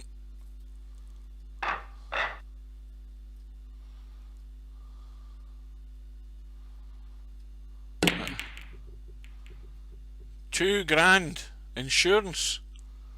It must be bloody good insurance to pay that for it.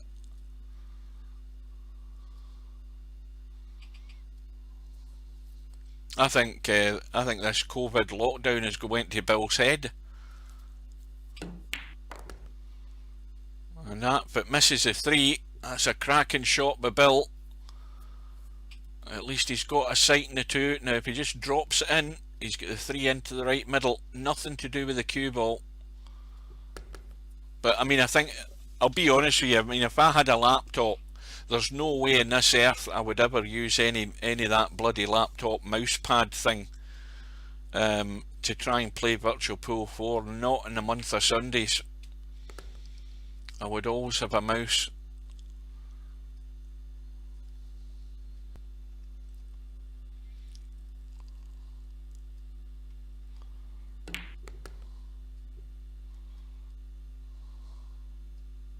Well, as far as I mean, as far as I know, Bill only plays Virtual Pool 4. He never says, "Oh, I was playing this, I was playing that."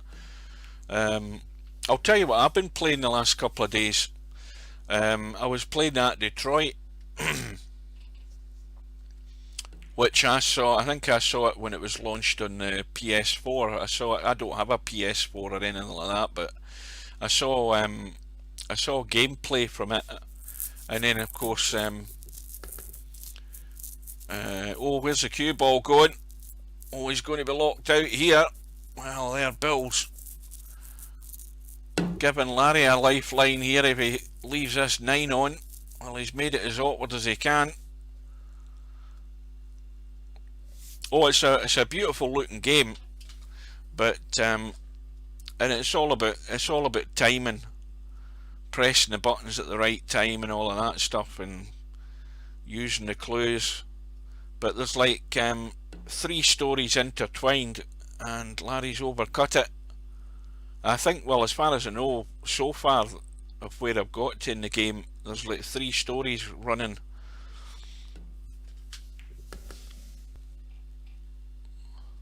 Detroit Becoming Human. You play the role of a, what do you call them, an android. It seems a reasonable story so far.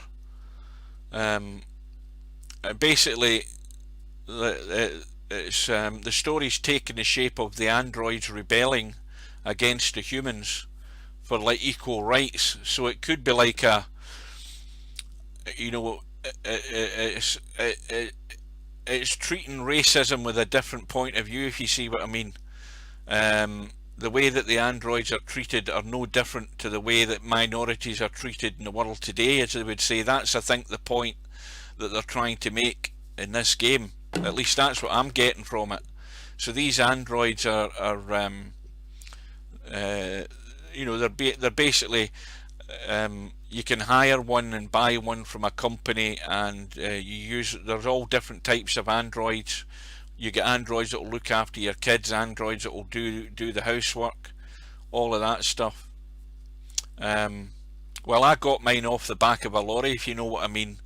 And I mean, it runs beautiful on my PC, no doubt about that. And I've got well, what I would think, a fair way into the game. And as I say, there's like 3 separate storylines running in it, which is quite interesting. You end up jumping backward and forward from one to the other. You don't have that choice though, so it's made a bit like a movie.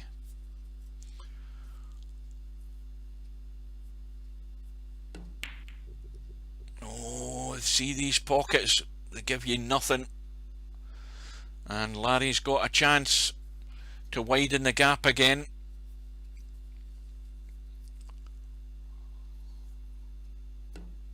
Well, all the games I'm waiting on are truck driving games. I'm waiting on Truck Driver, the one that's out in the Xbox and has been delayed in the PC for goodness knows how many months now. There's no sign of it appearing. It still just says 2020. What Detroit? No, it's not a it's not a point and click game in that sense. There are you use like for example, you play the role of an android policeman, right? A cop or an investigator along with a partner who's a human who doesn't like you, right? But you, for example, as an android can examine a body, and you use, like, it's not like X-ray vision, but that you press the button on the Xbox controller and you examine the body, and you'll when you scan around, you'll see different clues. You can then put together those clues and then reenact what actually happened. So the android guy has technology built into him as a policeman, as an investigator, where he can help his partner.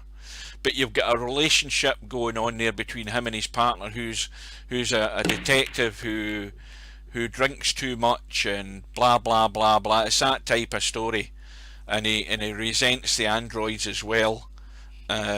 You've got then a female android who was bought to look after a girl, and the guy in the house is pissed off because his wife left him. He's taking drugs, he's mistreating the wee girl, so the android rebels, fights him. Oh, I'm telling you the story basically, but it is quite interesting. There's not a lot of difficulty to it so far. I don't think it's meant to be a game that's meant to be difficult. It's all about the storyline and telling you these separate stories and how they intertwine. So it is like a sort of movie, sort of homage, as they say. Well, graphically, I mean, you can't fault it graphically. It looks very nice. The city that you're in, the downtown part of the city, looks nice. There's, well, I suppose there's, I mean, you could describe it as a sort of horror elements in it as well. Walking down scary passages with a torch and that sort of stuff.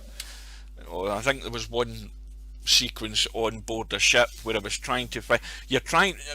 Basically, one of the storylines is you're trying to find a sort of alien, the android resistance group, who live on this boat, this derelict boat, and then you have to use the clues around the town to find your way to get to this group. And whatever happens after that, I don't know, because I haven't played it for a couple of days. Anyway, back to the match. We're talking about other games. We've got a match on here between Mr. Bill and Larry, both from the United States.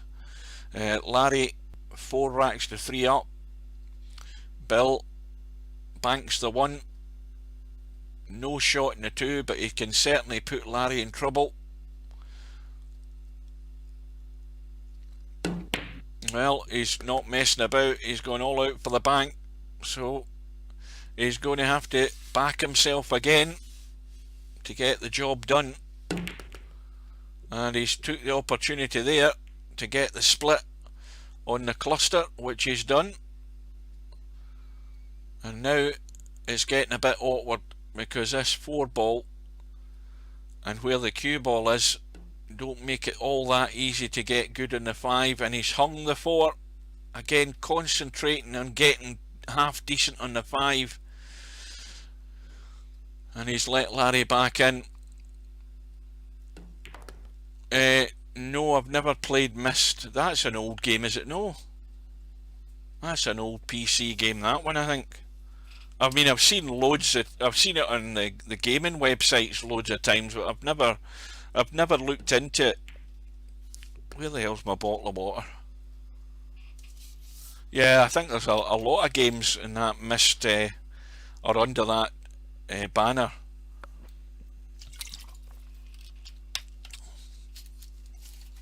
I'm waiting on PGA coming out, but I've just realised it's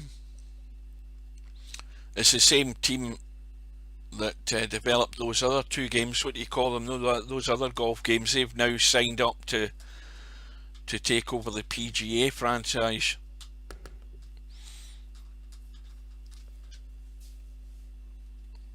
I can't remember who they are again, but anyway, they've done those two golf games.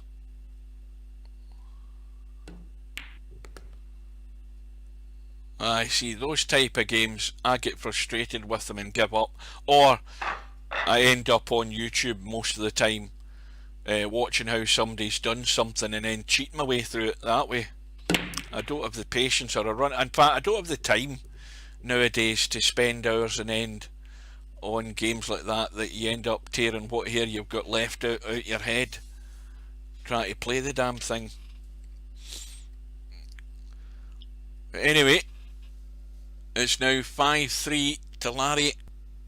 Bill hung over the 2 with a shot in the 1. 4 ball hanging over the corner pocket, 6 ball hanging, and the 1 ball is now hanging because Bill has left it hanging. Now this is a bit awkward, but Larry basically needs to be able to see the 2 to push it on to the 4. That's all he's asking for.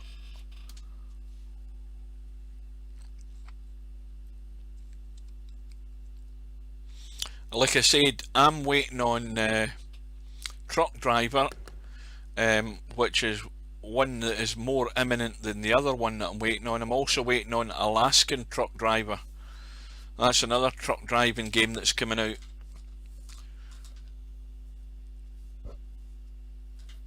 No, Stubbs not in this Friday night 9 ball. He was in playing his snooker match earlier on tonight, and he won that easy enough, 5-0. Now I can't see the result. What does that result say there on the chat? Because my little timer thing is actually blocking it off. I can't see who won that match between Hazard and Legit Matthew. Oh, Matthew won it 4-1. Well, Larry.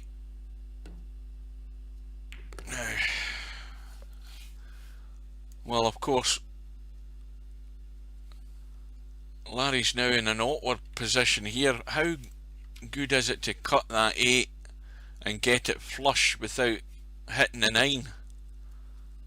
It's very, very tight, and the angle Larry's got here is absolutely really any good to him. He's going to have to take this into the corner, and he's trying to spin across to round about here or something. I don't think he can make the angle. I don't think he can get the potting angle in that 8. He's maybe going to have to leave the bank. This is where, again, excuse me, you take your medicine and you leave the bank.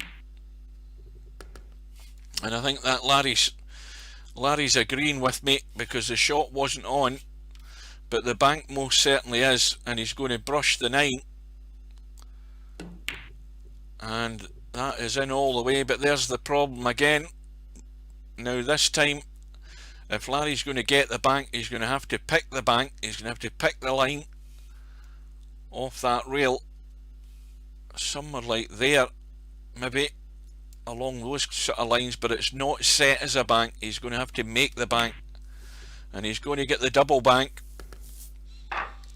and that gives Larry a comfortable lead now, 6 racks to 3. And straight away Larry said to Bill, well, I've got a good enough lead, help yourself. He scratched off the break. Now this table is wide open, but can Bill pull himself together here and get himself out? Now he's maybe going to have to use the jaw or the rail and the 2 ball. That's what he's trying to do to get a spin out there. Well, the kiss off the 6 has helped him a bit. Once again, the wrong side though. Now he's going to have to get some good fortune here to find a way onto this 4. And I think he's going to be hooked if he doesn't keep running. He's okay. He's got a shot, albeit not easy.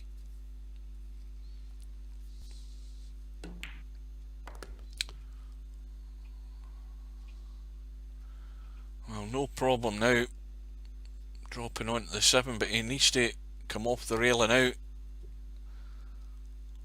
Now what does he do? It's tight for into the middle.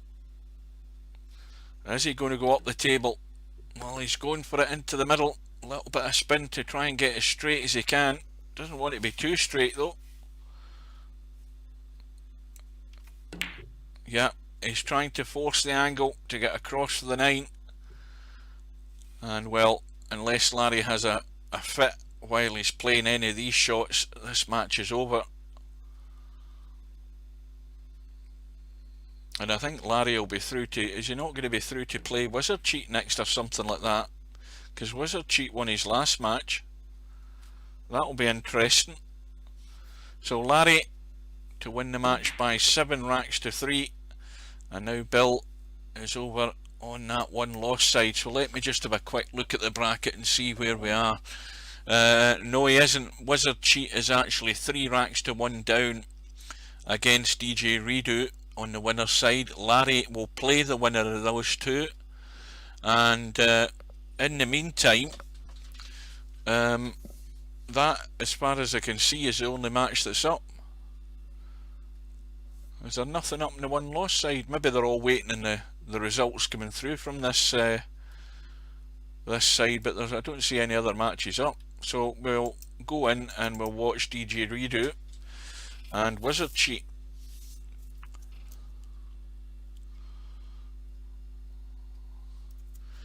Well, so Wizard Cheat is player 1. He's getting 7 and out, and DJ Redo 4 racks to 1 up at the moment. We've got the 5 and the 1 tied up. Now, was that a foul there?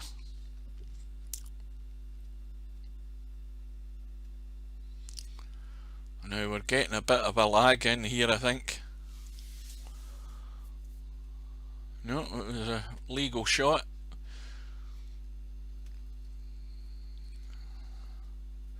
Now just pot the 1, and well, he's overhit that because he wanted to take that into this corner here. You see, pace control is half the problem. In fact, it's a major problem for most players playing Virtual Pool 4, all because they just have not, I keep saying this as well, they just have not got their mouse set to give them that sense of control over a shot and the weight of shot. If they all did that, they'd be much better players. And meanwhile, Wizard Cheat has left DJ Redo. I think DJ Redo is one of these players that hasn't got his camera settings set right either. So there's always this delay until he hits the A button or something. So you don't see his cue and you think the game's lagging up.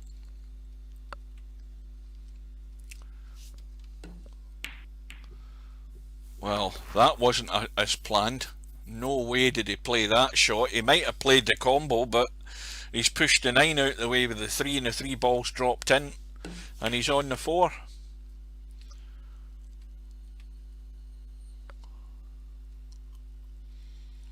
And of course, if Wizard Cheat ends up over on the 1 loss side, then that's danger for whoever ends up over there with him, because they're going to be given that hefty handicap.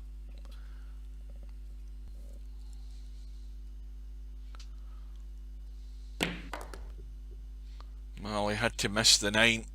He's still got a thin cut in the 8, and he should have a shot of some description on this 9 ball, provided he doesn't scratch off this.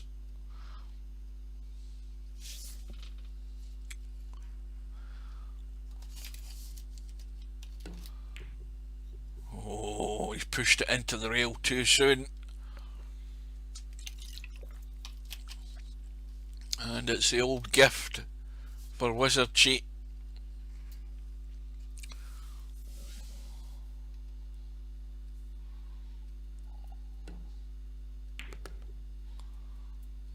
So it's back to 4-2.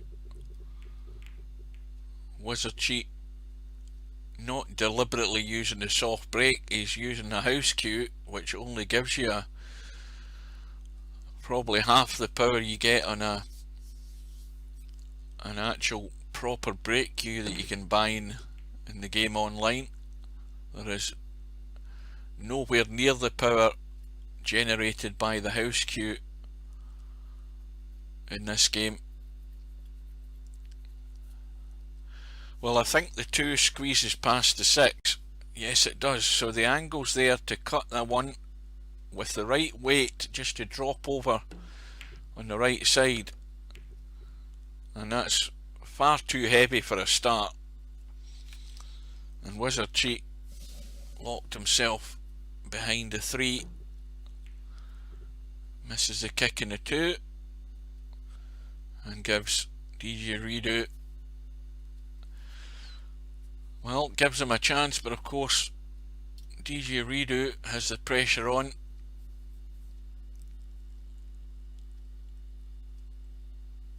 Oh, has he got a jump cue?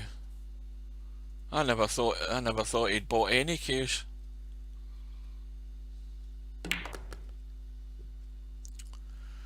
So it's getting to the point now for DJ Redo that he won't be able to afford any mistakes. The 7 and out handicap is working against him at the moment.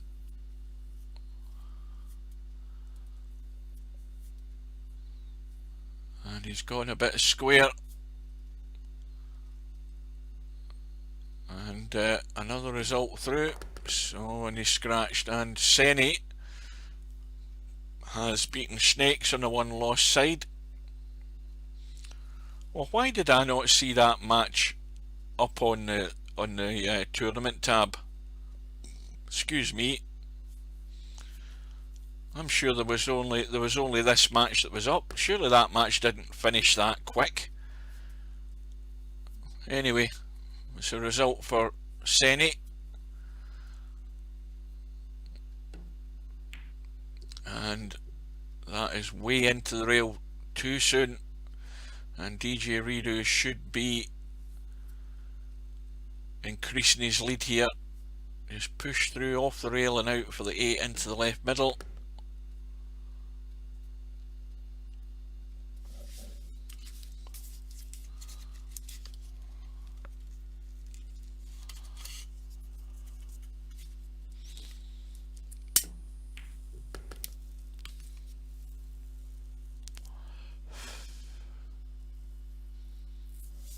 So this match on the winner's side is to see who is going to go through to play Larry in the next round. And DJ Redo with a 5-2 lead has got a ball in the break and a shot on the 1. The 2 ball has gone and the 3 ball is very adjacent, so he basically needs to stop the cue ball where it is on that 1. He's run into the 5, but he can drop the 3, landing the 4 on the top rail. As long as he's got the angle, he'll be able to get out for the 5. Well, I think he's got no option just to run through. Oh no, he's got a wee angle. Just punch it off the rail. Lots of juice. Avoids the scratch.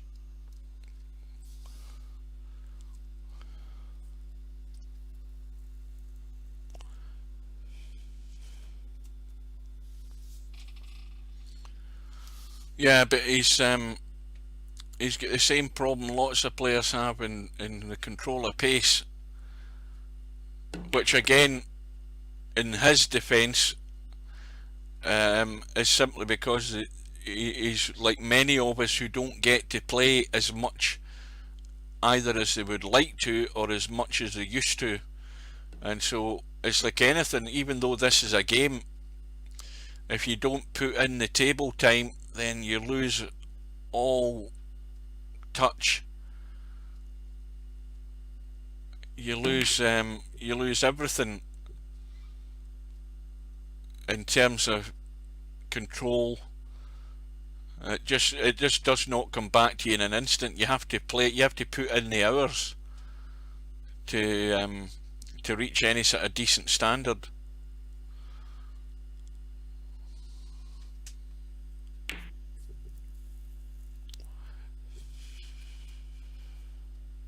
I mean, some folk only play once or twice a week if they're lucky.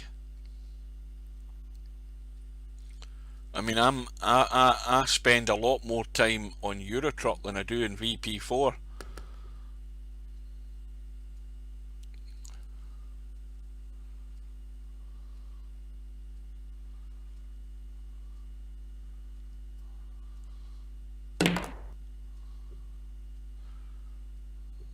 And I haven't I haven't seen Steve around for a while, so this is the time of year.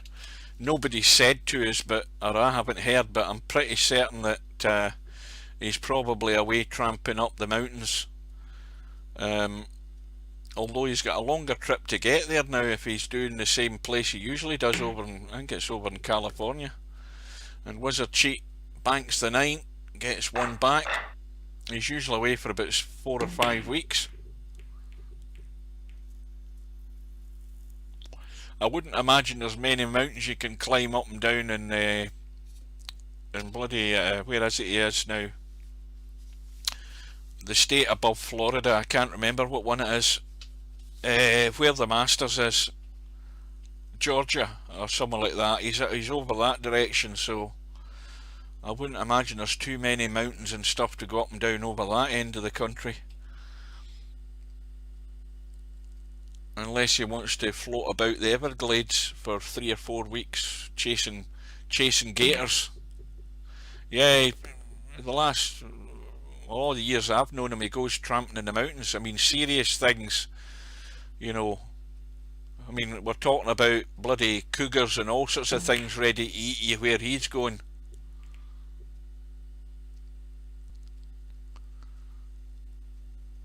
I mean, he's getting to that age now where, you know, you get up there, there's less oxygen for a start. The weather closes in easily enough in the mountains.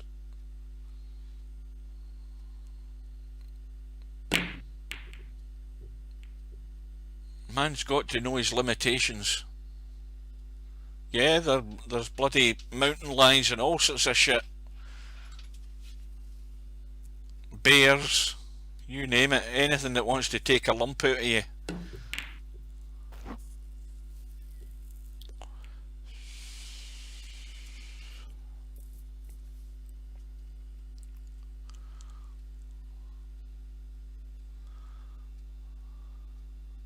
Is that what's over that side, Larry? I'm trying to think of where he used to go. Not Colorado. I can't remember the bloody places.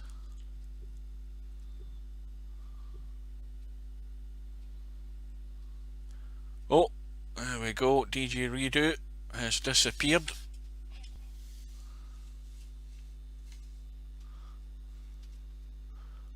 I mean, I'm imagining Steve going up into the mountains and ending up like a scene out of Deliverance.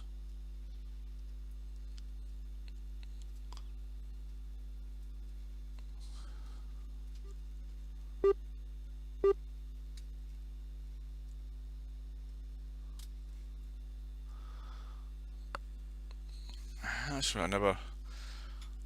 Where the hell's DJ Redo from? Is he from the UK?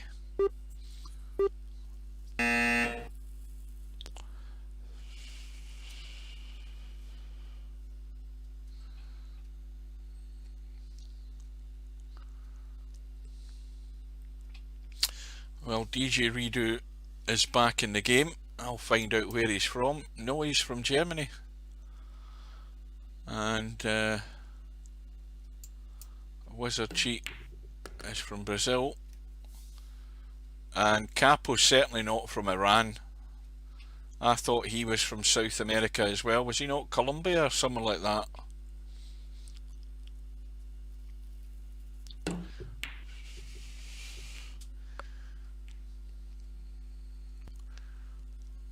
Well, a nice gentle 3-4 combo would be the order of the day here.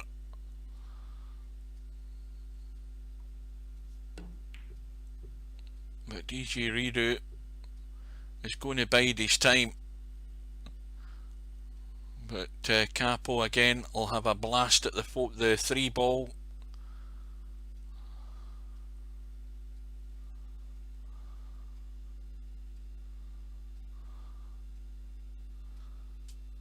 What's that, Polo? Oh, there's a good shot.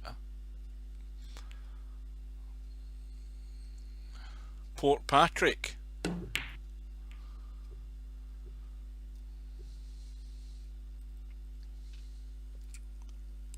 That's down the Stranraer way. That's a long drive, by the way. Going down that part of the coast from where I am. I mean, it's if I'm heading out and going to work, it's straight onto the motorway more or less. But if you're heading down the coast, down to Stranraer and places like that, it's not a great road to drive down there. You know, it's like a single carriageway either way. And of course, at this time of year, you end up stuck behind trucks, caravans, all sorts of shit. Probably won't be as bad this year with the COVID thing going on. But I mean, all down that coast is caravan parks and everything.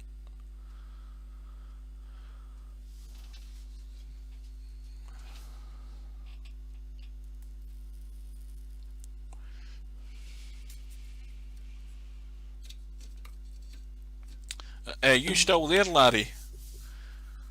What is it? Explain to me what it is with Americans. Do they all believe what Donald Trump says? It sounds like far too many of them are believing the kind of stuff he's been saying early on, that this COVID thing is going to be over before, like the blink of an eye, and then you're looking at the figures, and they've had the biggest jump in the whole of this pandemic, and you're seeing Americans turning up at a meeting, and the meeting was full, and none of them had face masks on. They're all sitting next to one another.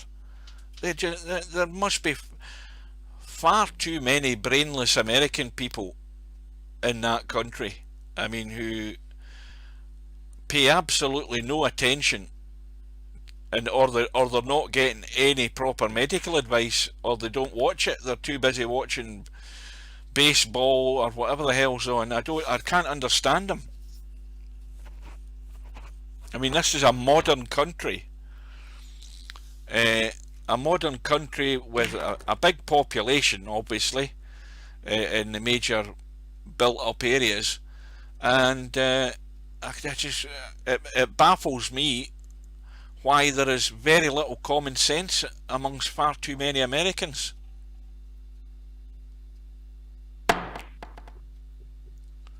I thought you meant in the back of a car there for a second when I was reading that.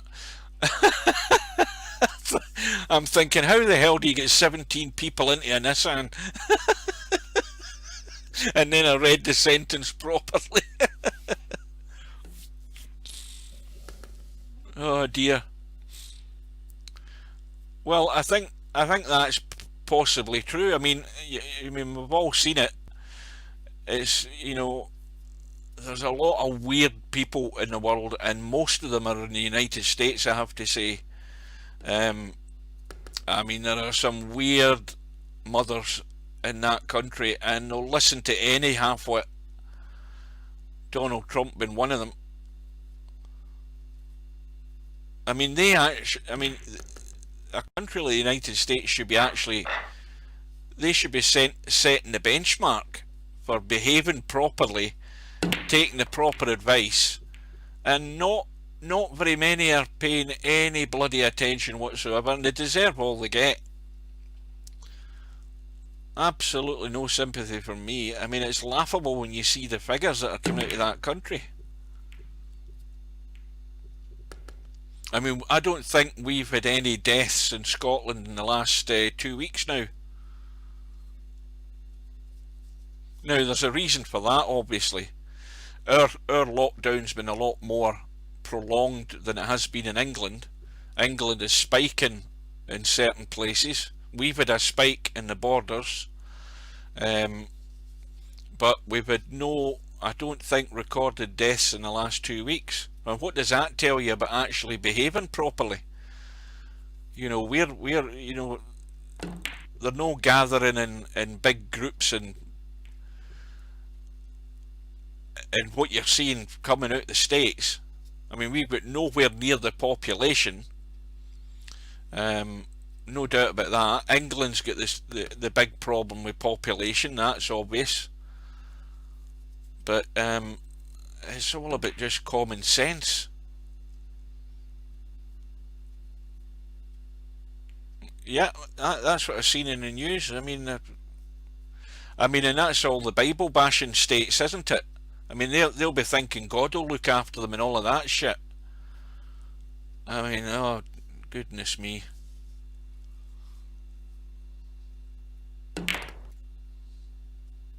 And I seen somebody posted a clip on Facebook. One of these bloody mad pastors, you know, um, that preaches in the television, and he's telling the COVID virus to go away and all this crap. I mean, unbelievable. How these people. I mean, it just. I keep getting baffled by the amount of gullible people there are in this world. Unbelievable. You tell some people the same thing often enough and they start to believe them. They cannot think for themselves. Meanwhile, Capo's just sold himself down the old Swanee. Well, we have to behave the way they do in Japan. And that's just going to become a day-to-day thing. That's the way it's going to have to be until something's worked out with this thing. So anyway, DJ Redo wins comfortably in the end, 7 racks to 3, and he will now face Larry. Meanwhile, while that match is getting underway, what we'll do is jump into the Spectre Don Senni 1-loss side match, and we're in a final rack decider.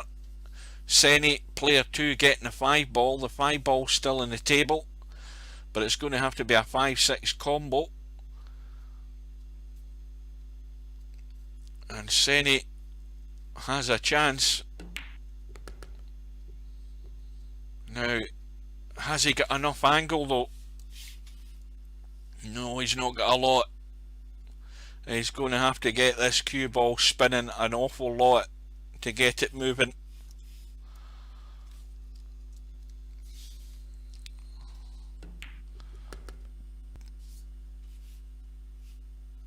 Well, I don't know what he thought there, whether he didn't think he could force it enough, but well, he could just see the edge of the 5,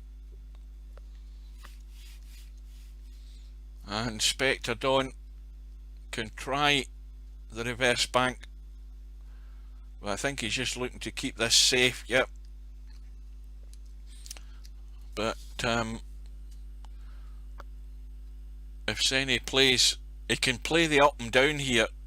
He can bank the cue ball, bank the 5-ball up past the 7 and keep the cue ball down where the 6 is, but he's going all out for the bank. And this 5-ball,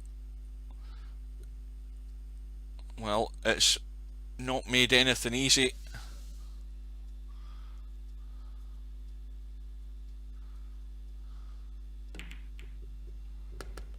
And he's managed to get the combo.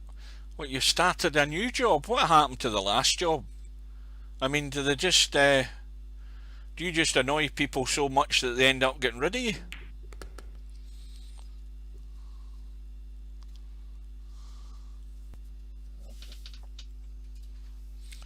So they're going to inspect your car weekly to see if it's been sanitised. Now, how do they decipher sanitisation?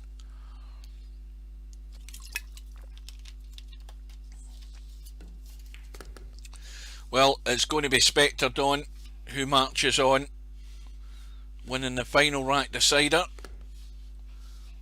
against Senni by 4 racks to 3. So, Legit Matthew is now playing Wizard Cheat on that 1-loss side, and Spectre Don is going to be playing Mr. Bill, and that's the match we're going to watch.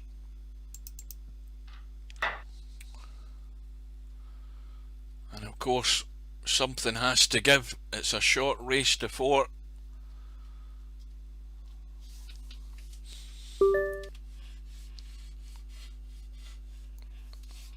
Now, Spectre Don is PMing me.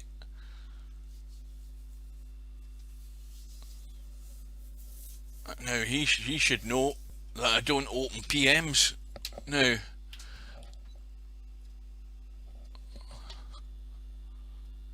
What's happened? Have I read that wrong, or was that an old room? Wait till I go out.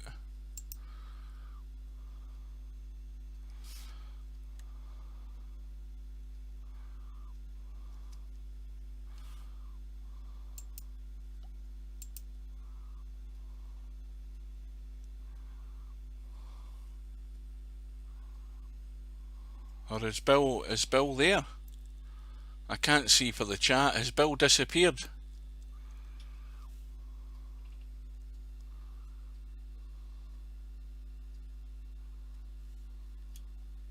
No, unless they get forensics in to check your car.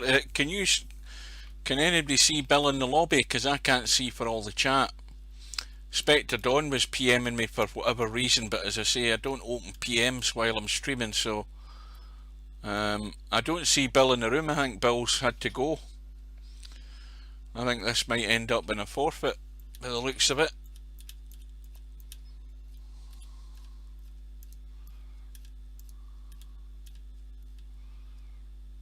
Yep.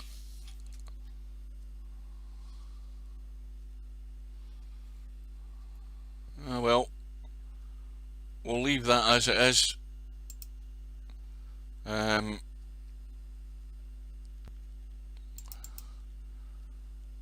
we'll see how Larry is doing against DJ Redo. So this again is on the winner's side. Maybe Spectre Dawn was PMing me to tell me that Bill said he had to go and it's going to end up a forfeit anyway. Maybe that's what he was trying to tell me. Oops. A minute.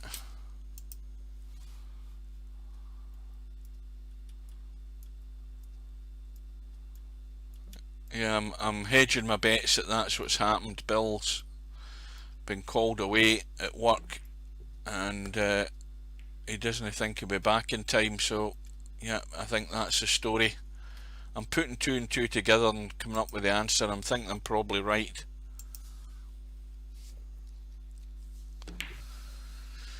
Meanwhile, Larry with the bank on the 6. Now this is going to be the shot to either leave the combo on the 8 and 9 or get on the short side of that 8 to take it into the top right hand corner.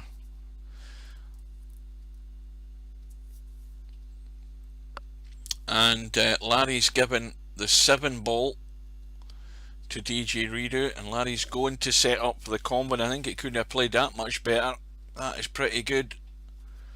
And DJ Redo getting the 7 ball, that doesn't mean 7 and out, he's just getting the 7 ball. And Larry off and running with a 2-rack lead.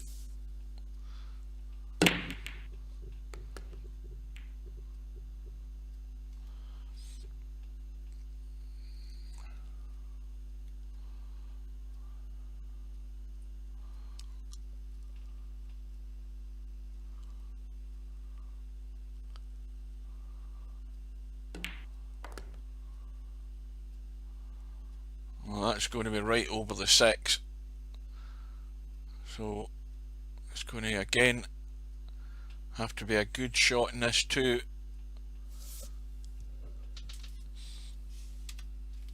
This is not easy. This is pretty ugly looking.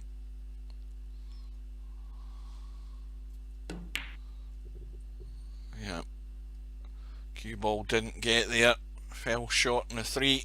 Now has he got cover, or you know, you can still see that. So let's see what DJ Redo can do. He needs to get to the 7 ball. He's got a start. He's going to have to leave the long 4. Just come back off this 3. Now if he can get back far enough, he can pot the 4 and draw in behind the 6. Now you see he's letting it run, but has he gone far enough? I think he can still do it. Just get lots of draw into it. Or is he trying to drop dead weight? Yeah, and he's hung it up. You see that he should have drawn back off the 3 for a start to give him a better shot on that 4. so he could drop behind the 6. What's happened here? Oh, he's okay. And in the end he tried to play the delicate shot to drop behind the 6 and forgot about the 4. And so that was a poor choice of shot, letting the cue ball run when he should have drawn it back. He had loads of space to get into with the draw shot, and a much better opportunity to drop behind that 6 should he have played it. In the meantime, Larry's got himself well out of shape here, and there still might be a lifeline for DJ Redo in this rack.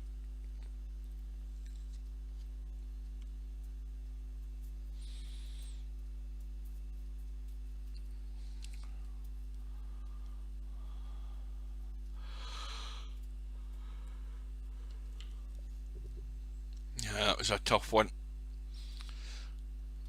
Now DJ Redo, where that cue ball is right now, he doesn't need to move anything. If he just shoots that 8 ball as it is, he's got the bank, either direct or up and down twice. But he's lining up the cut, and it has to go, and it hasn't gone. And is he going to get lucky? No. Well, I think he should have went for the bank. He's given himself 2 chances with the bank. With the cut, only the 1. And this 8 ball is fairly close to that rail. Got to watch that left middle pocket. Watch the left middle pocket. Commentator's eye. And Larry's found it, and he's gifted a start for DJ Redo. Always the danger with that shot in drawing across off the tight cut in the rail. The cue ball's always heading in the direction of the opposite middle pocket. And DJ Redo has broke off in rack number 4. Remember, he's got the 7 ball, he's had the 3 ball in the break, he's got a cut in the 1, and he's overcut it. 9 ball, very close to that top left hand corner pocket. Now, how does Larry find his way out here? Because that 4 ball will go. It's tight, and of course the 8 ball is hanging over the pocket. And what the hell did Larry do there? I missed that looking at that shot. And once again, DJ Redo studying the table, which is why we don't see his cue.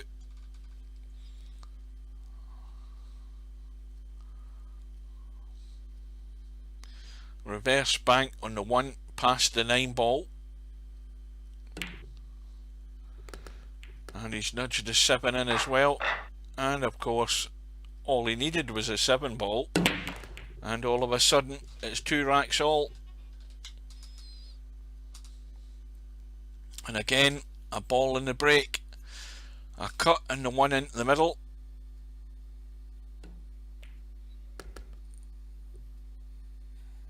Well, he's checked the cue ball up there. Does that pass the 3? Yes, it does.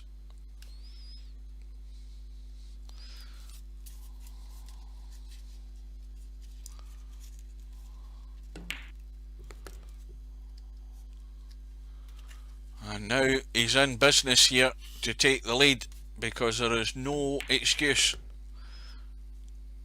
And he should have got out a bit further. All of that room in the left hand side of the table.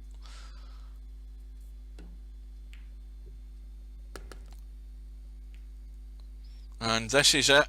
Just kill the cue ball, or he can run through off the railing up, but kill it stone dead. Well, he's going to play it dead weight, but he's going into the lead. And of course, that also has now stacked a bit more pressure onto Larry. Break stays with DJ Redo, of course. Now, did that result come through? Hang on a minute.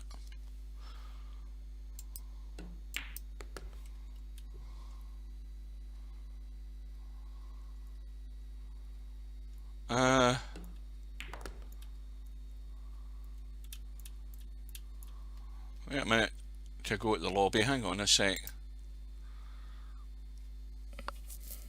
Oh, they're playing.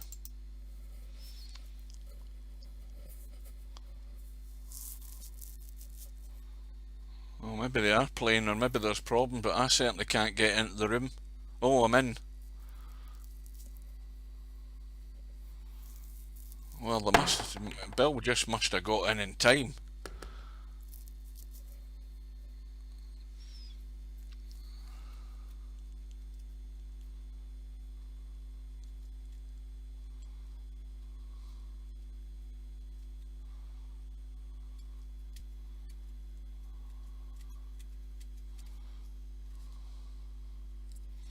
Well, that match I thought would have been over a while ago, but I mean the match has just started basically. Well, the timeout must be an awful lot longer than 5 minutes for you to get into the room. That's strange. I always thought the match timeout was 5 minutes. Anyway, they've just started. Let's not spoil things by missing out the finish of this Larry and DJ redo match. It's 4-3 to Larry. Sorry, what am I saying? My eyes have gone. It's 3-2 to DJ redo, but it's about to be all square.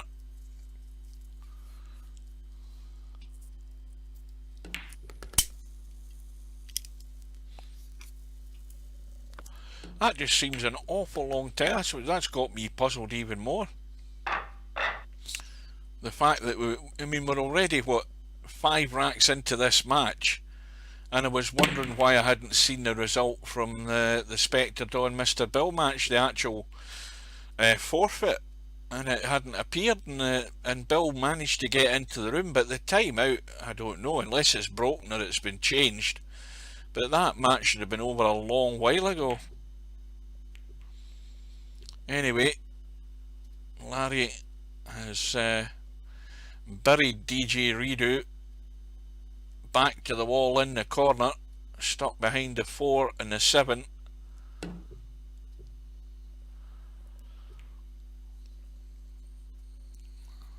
And gets the reward. Ball in hand. It's going to have to be the 3-4 combo.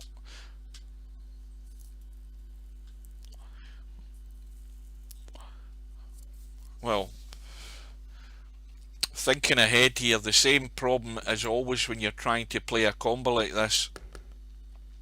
You're trying to sort of just nudge onto that 4, but the only way to do it and make it simple is to get straight on it to keep the 3 ball in this corner, or else it will skirt away. And the angle Larry's left himself here, he has to be really delicate and doesn't want to block himself out with the 7 ball. Now, does he play it firm or does he play it delicate?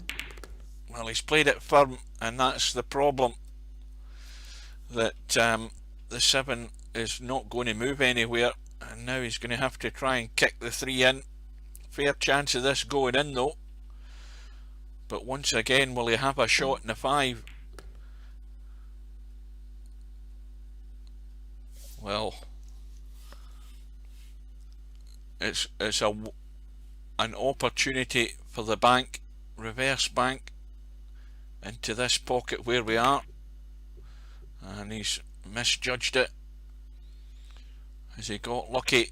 Well, it's a thin one, but of course DJ Redo just needs a 5 and that cue ball out into the table for a shot in the 7. And that's a good cut. It needs to keep bouncing, and that will do.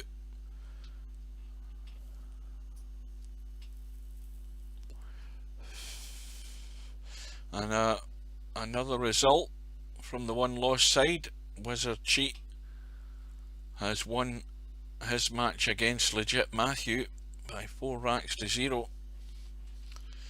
Now, I don't know why DJ Reader's looking at the 8 ball. He only needs a 7.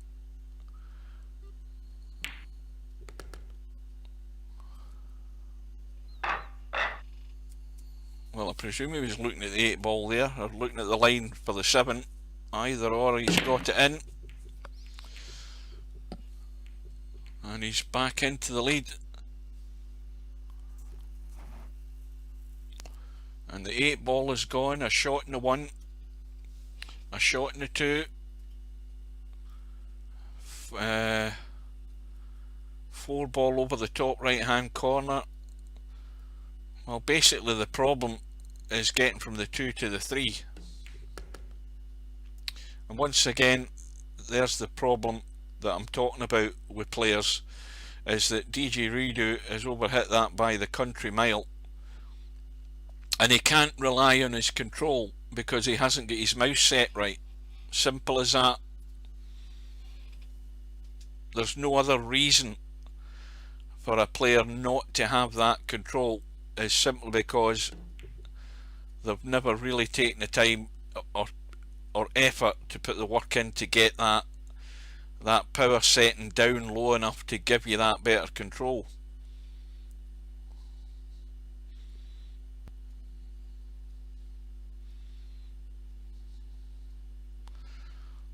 Well, Tornado Tam, I thought he'd have been long term in his bed.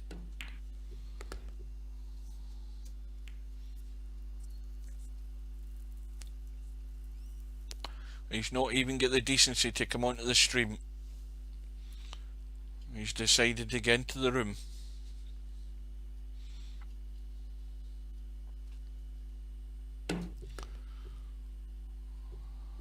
Round and round the cue ball goes. Where it stops, nobody knows. Well, that stopped in a fairly decent position in the 4.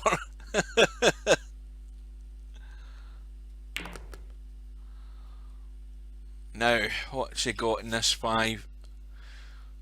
He's just going to drop it in stone dead.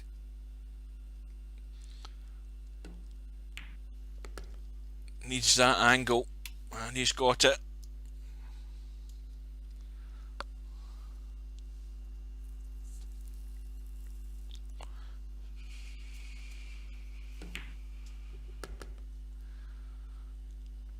So Larry needs these 2 balls to get back on level terms.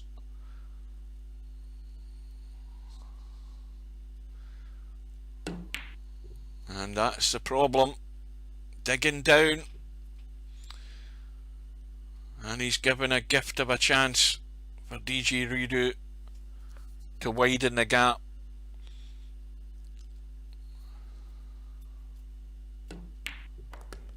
And in goes the 7.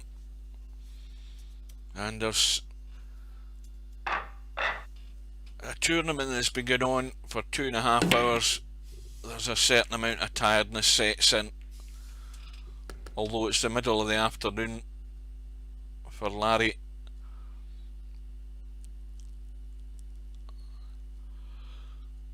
And meanwhile, DJ Redo has got the 5 ball in the break, a shot in the 1. Now I don't know whether he can stun up and try and stun up towards the 7 with the angle that he's got, but the problem he's got as well is the cue ball's too close to the rail. But even if he runs through off the side rail, he'd need to maybe check the cue ball a bit with a bit of left to try and keep it in line to have a sight on this 2 ball. Well, he's trying to hold it dead weight, and this time he hasn't got the running in it. He's left a really awkward shot, but straight away lined up the bank, in it goes. Cue ball needs to keep running to have a cut in the 3. Well, all of these balls are all waiting there for him, but he says another slam at the 3 this time, and sooner or later it ain't gonna happen for you. So Larry now trailing by 2, can't afford an error.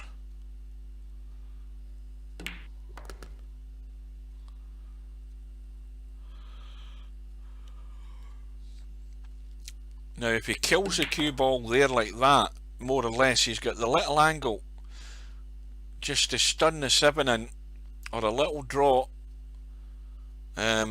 to leave that 8 into the top right. Well, he's gone on the safe side. He's going to take it either long or into that left middle. If it's left middle, the cue ball's running away to the right, unless he does something with the cue ball. But he should be okay with a shot in the 9 here.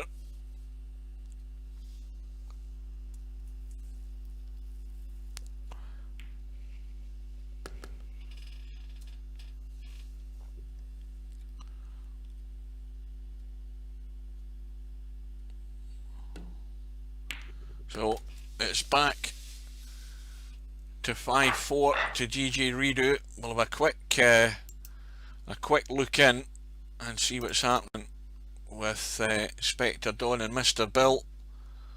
And it's Spectre Dawn that moves on to the hill in this race to 4 on the 1 loss side.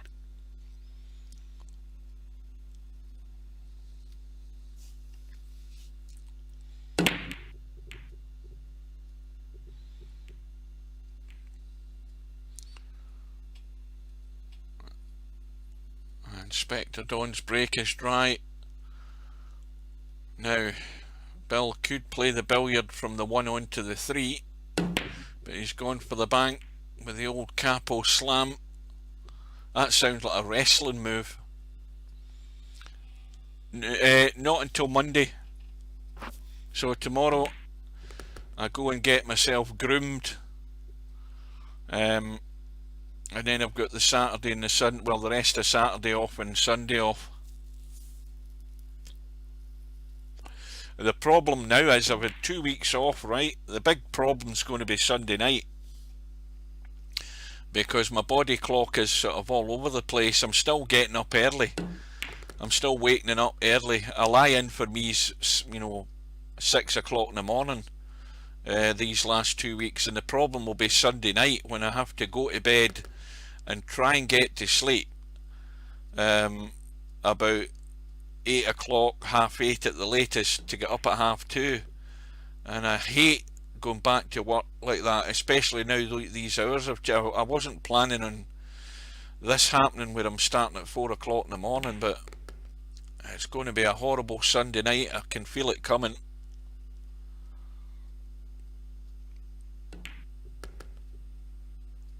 But the good thing is that I'll have the Monday to get acclimatised. And I'm going to have to, I'll tell you something else, because the rules in Scotland are now, and England has followed suit, that you have to wear a mask going into all the retail outlets. Well, even of course the employees have to wear them, but I can't wear one because I steam up in 2 seconds. So Spectre Dawn has won the match by 4 racks to 2. So I'm going to have to wear one of those face visors that we have at the work, where you look like a welder. I'm going to have to wear one of them because I can't wear a face mask and wear glasses. They just steam up. So back into the Larry match. Spectre Dawn moves on to play Wizard Cheat, and he'll be given 5 and out to him. So Spectre Dawn's survival in this tournament hangs on the balance in that match. Meanwhile, back to the Larry DJ Redo match, and Larry looks as if he's hung up the 7. What's sleep aid? You mean drink? I'll tell you what I used to have though. I used to like a can of draft Guinness before I went to bed, and that always gave me a great night's sleep. I recommend it to anybody. Have even 1 or 2 cans of Guinness just leading up to going to bed. You'll be up having a piss during the night, but you'll have a great sleep. And look at where the 9 ball is. Danger territory. Anything onto that 9 ball and it's going into the hole. And Larry's found a way to get the cue ball into the hole, and this match is over because DJ Redo has ball in hand, leading 6 racks to 4. 9 ball is hanging, and the 1 pushed onto the 9 will send Larry over to the 1 lost side. I don't know what DJ Redo is studying, because all you do is line up that 1 ball onto the 9 and it's over. But again, if he's not paying attention, well, he must be paying attention. And in it goes. And so DJ Redo, is he through in the hot seat now? Maybe I'm losing track, but anyway, DJ Redo is through, and Larry moves over to the 1 lost side. And just give me a second. Give me a wee second.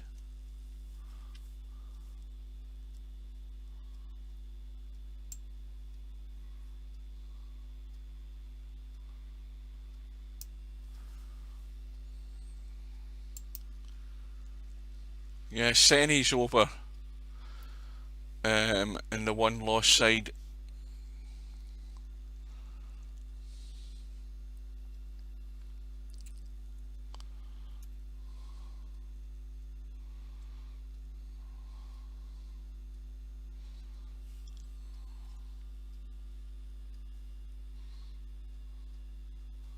Not Senny, Larry. What am I saying? I can't read this bloody small monitor. So Larry is now over there on the 1 lost side, waiting on the loser of this match that is up. No, tell a lie. Wait a minute, what the hell is going on here?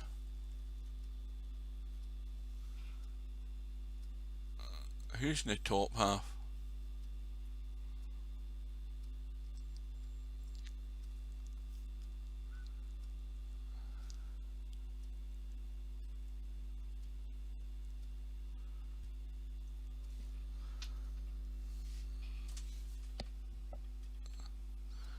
Right, DJ Redo is in the hot seat. I mean, how hard is it to read a bracket?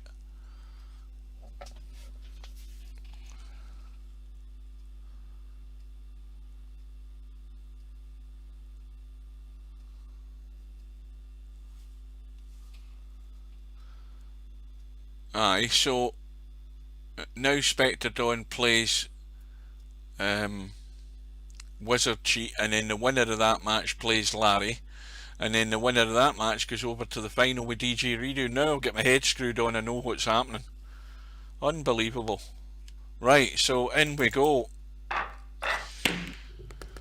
And well, of course, as I said earlier, Wizard Cheat was always going to be getting 5 and out, which he has. And Spectre Dawn has won the first rack. Wizard Cheat, though, has ball in hand.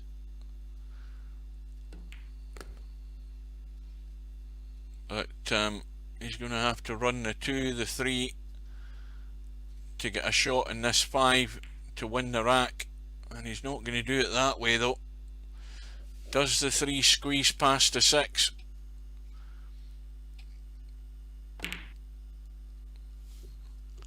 Well, he's played a half decent safety shot. Although, having said that, Spectre Dawn will still fancy jumping over this 8 ball.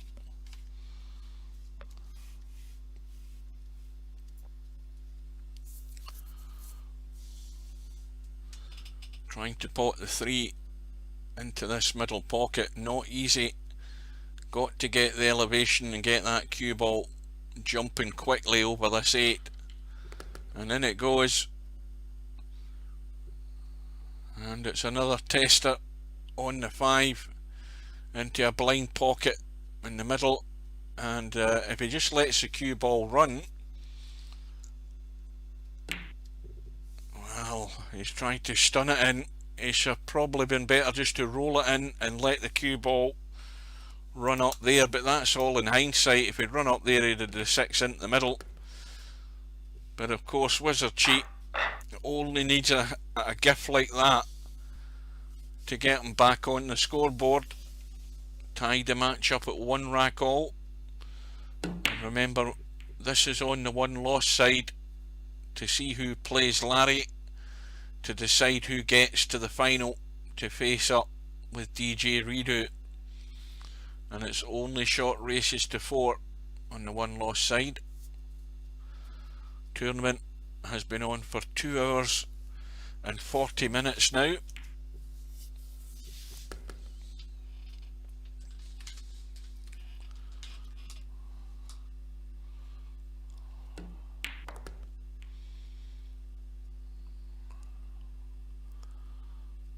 Well, shouldn't be any reason why Spectre Dawn can't get himself down onto this 4 ball. I was just saying earlier on there, Tam, you came online, went into the room, didn't even come into the stream, and I thought that was you gone for the night. What are you doing up at this time? Well past your bedtime. Good evening. Well, Spectre Dawn gets a split on the 7 and 8. I think only Polamint's and at least he was in. He's probably fallen asleep as well. Larry was in earlier, but he's obviously got a match to play.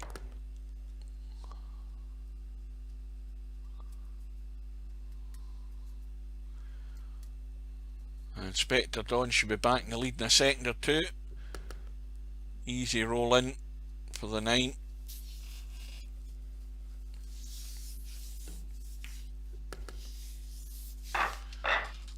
And a 2-1 lead.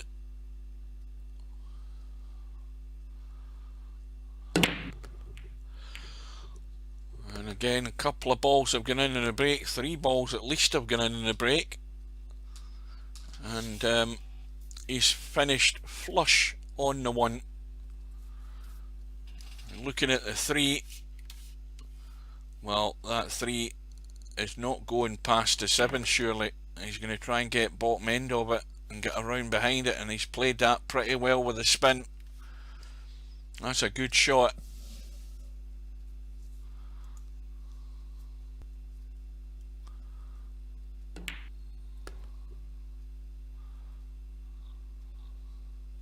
Well, I'll need to set my alarm for something like 7 o'clock tomorrow morning. Get up and get fed and washed, and then go away and get sheared like a sheep tomorrow morning, first thing at 9 o'clock. I don't think I've ever looked forward at any time in my life to get my hair cut. It's just been a routine. When it starts to annoy me, I get it shaved down, and when you don't have that choice, when that choice is taken away for you and it's growing and growing, it's the only time in my life I've ever looked forward to getting my hair cut.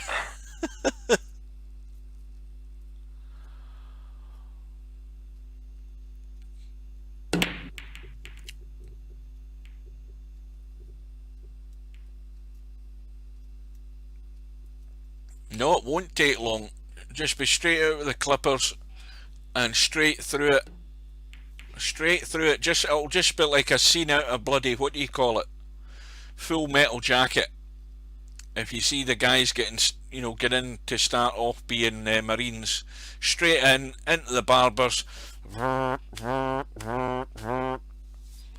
I wouldn't do it myself because I'd look a tit.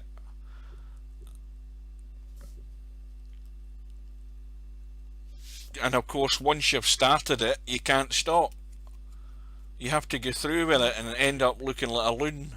Your head in all sorts of shape. No. I'd sooner pay somebody to do it and get it done properly.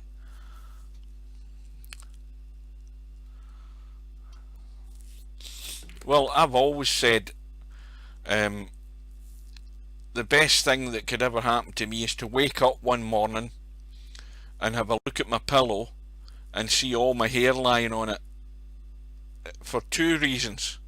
First of all, being a Scotsman, then it would save me money in haircuts, and it wouldn't bother me in the slightest. Would not bother me at all. I certainly wouldn't be getting a syrup, or if I was, I'd get a tartan one. In fact, that's a good idea. If my hair all fell out tomorrow, I'd buy one of them tartan bunnets with a ginger trim at the back of it, make me look as if I've got a head of ginger hair. That'd be the ideal syrup.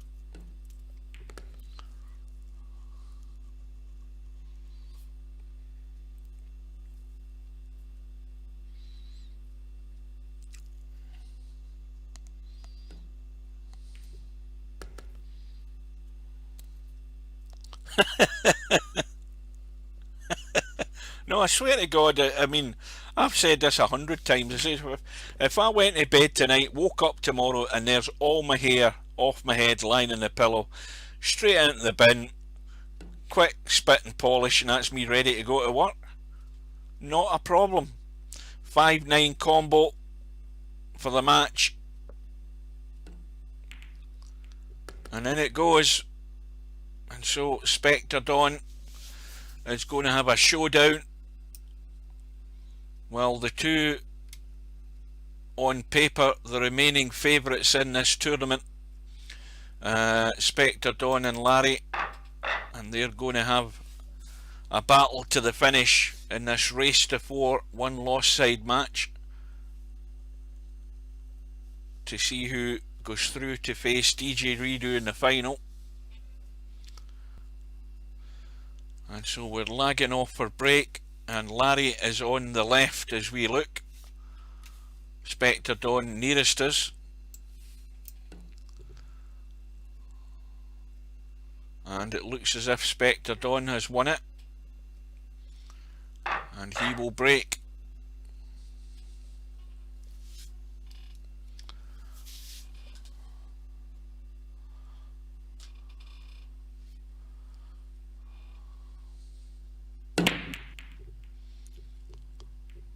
It's a good break, good spread. The 5 ball goes in, but no shot in the 1. But Larry's not going to like his next shot. If this 1 ball can get around the table, well, I think he got a double kiss there. He got a double kiss, and it's pushed the cue ball into the middle pocket. He was trying to, I think, punch that cue ball, the 1 ball around the table there, and just kill the cue ball stone dead behind the 3. And he scratched and given Larry ball in hand. Now we have a problem.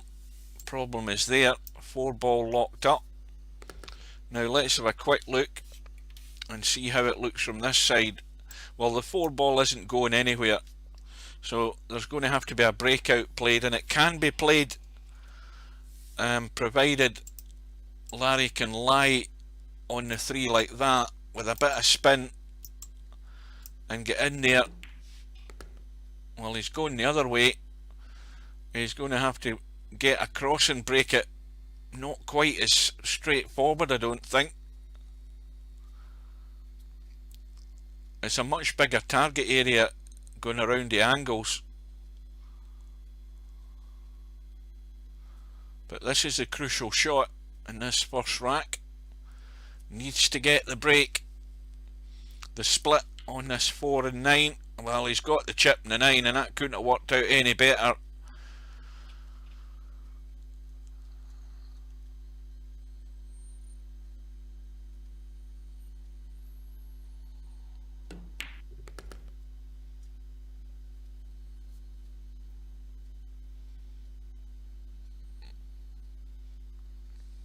Well, it's much safer to run away to the right hand side.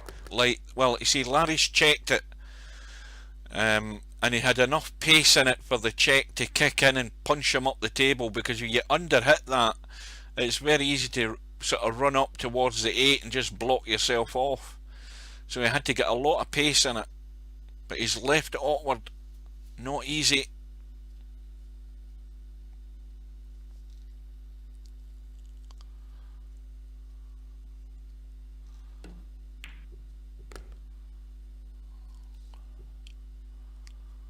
Well, he should be on the board.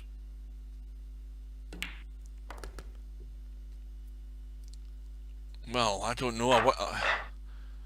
I never even looked at the bracket. I never looked at the HUD. I can't believe it. Spectre Dawn's in 2,301. Larry's in 2,200. And Larry's getting 8 ball. I never even looked at the HUD. I was thinking it was scratch. And I'm thinking, why the hell's Larry not playing to get on the 9? And as I said, I've said this before, this is where the handicapping system is broken in terms of the threshold for giving money balls in a tournament like this.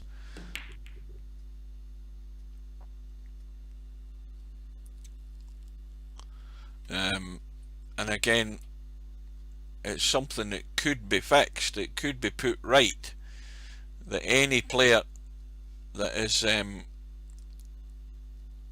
you know, give or take 2 points, Larry's 2,200, but any players like that, 2,150 and over or whatever, should never be getting a money ball spotted to them. Keep getting network error 2000 watching on Twitch.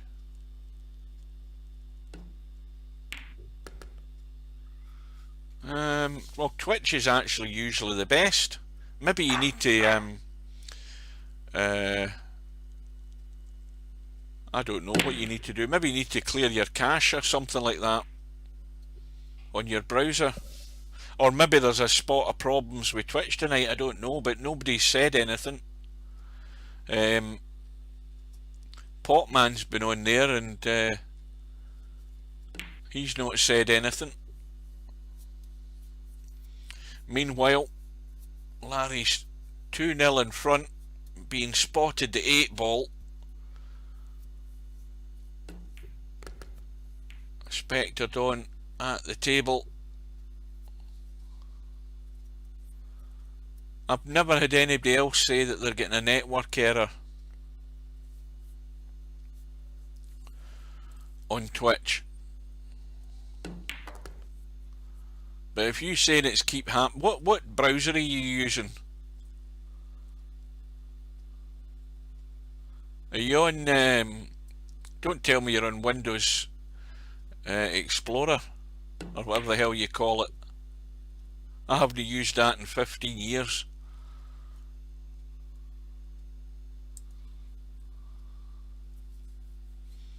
I'm on, what do you call it? Not Firefox, the other one.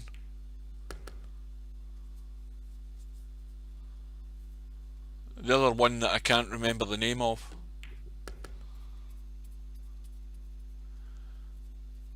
Well, this is a must for Spectre Dawn. Has to take this rack out.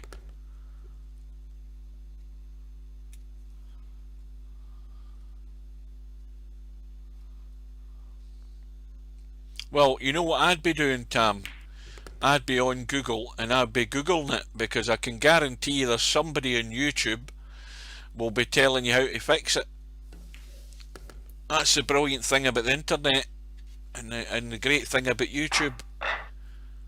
Most of your issues like that are there's always somebody who's had the same problem, or there'll be a Microsoft help page that will tell you what's causing it. Anyway, Spectre Dawn gets himself on the board, but he is broken dry in rack number 3, and Larry has a shot to start off with. And the other thing is, looking up here, we've got a 4-9 combo lined up, the 3 balls over the middle pocket.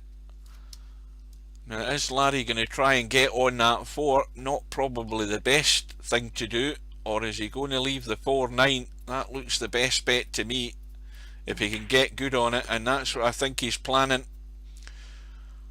Get himself out and try and get himself as straight as he can on this 4 ball.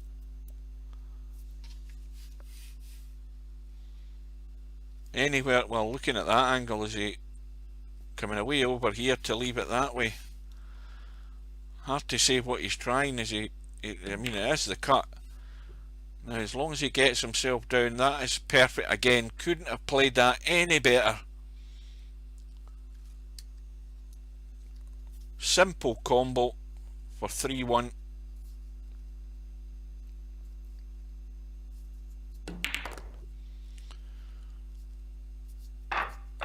Spectre Dawn now at the point of no return, and if he's to survive in the tournament, he's going to have to no miss for the rest of this match. But he can't do that if he's not at the table. Larry's broke off. The 5 ball has gone, a shot in the 1, and if he gets the little bounce, he'll be nicely on the 2, and that will do. Maybe he's got a bit more angle than he would like though, and he may well have to try and go up and down. No, he's going to leave the long cut. The 4 ball goes. Well, this is going to be gentle. Cue ball still going to come up the table, but he has to get that 3 ball to the hole, so the safest option is going up and down, but he's going to leave. Well, the nudge on the 8 and the weight in the 3 ball has just taken it into the pocket. But this is tough.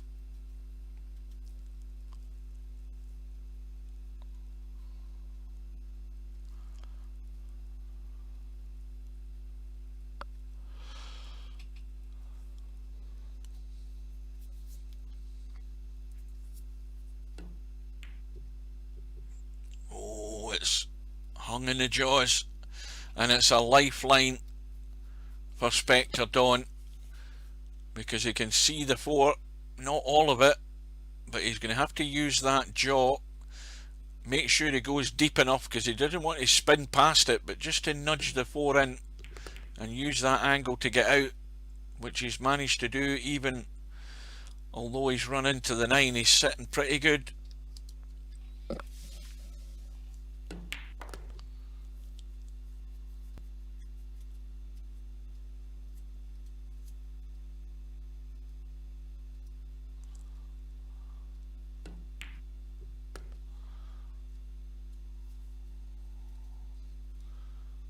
Well, drop it in dead weight or come out.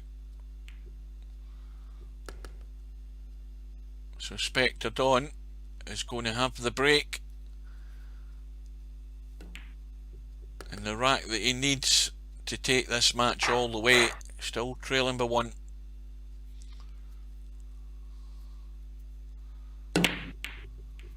Oh dear, the scratch from the break.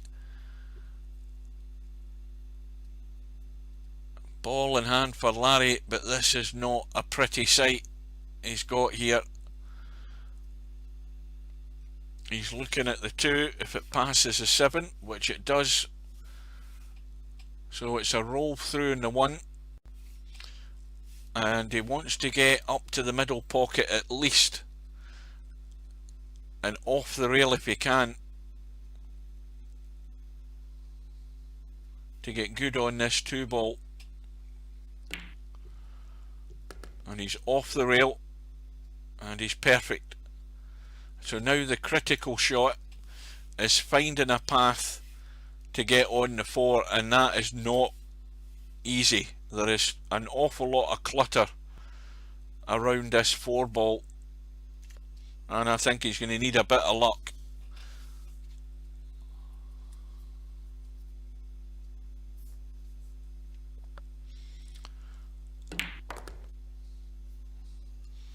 Well, he can drop the cue ball over here and leave one of these bedhead cuts in the 4, but and then of course the cue ball's going all over the place again. Well, he's trying to draw and get a bit of luck here, but he's not got it, and he's scratched, and lo and behold, Spectre Dawn has been given another lifeline with ball in hand on the 4, and Larry trying to make something happen there with that 4 ball, but he could have left the long cut, albeit nothing easy, but he went the other option, the aggressive option, and it all went wrong.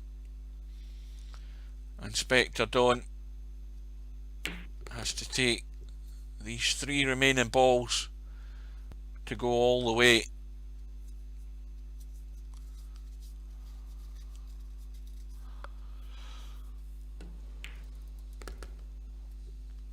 So 9 ball into the left middle or into the bottom left, whichever he prefers.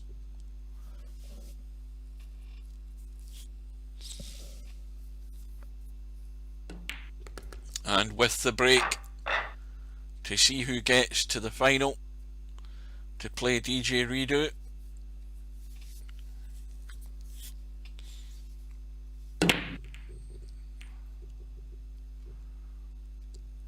And I think the break is right. And so Larry has an opportunity. He's going to have to get a bit on this cue ball though to get over and past the blocking line of balls to see this 2 ball. He needs a bit of luck again.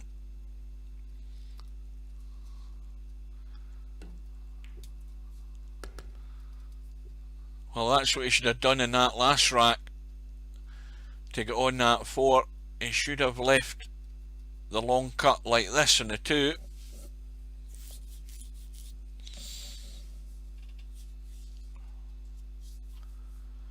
Not easy though. And I think that has landed as well as can be expected on the 3. Now is he running through to the 8? No, he's the right side of the 3. So he can just run through. He's looked at the 5. 5 goes no problem. It's slightly the wrong side of the 4, but he can go forward and inside to get on that 5. Needs to get off the rail though. The closer you are to the rail, the more you're limiting your choice of what you can do with the cue ball. But he can just draw back a couple of inches and he'll have that 6 into this bottom right. Or is he rolling through? Well, he's rolling through, and now he's going to be cueing over the 7, and he's leaving nothing easy here, Larry. But this is the one to decide the match, really. And in it goes. And the problem now though is he's running into the 9, I think. I don't think he can avoid it.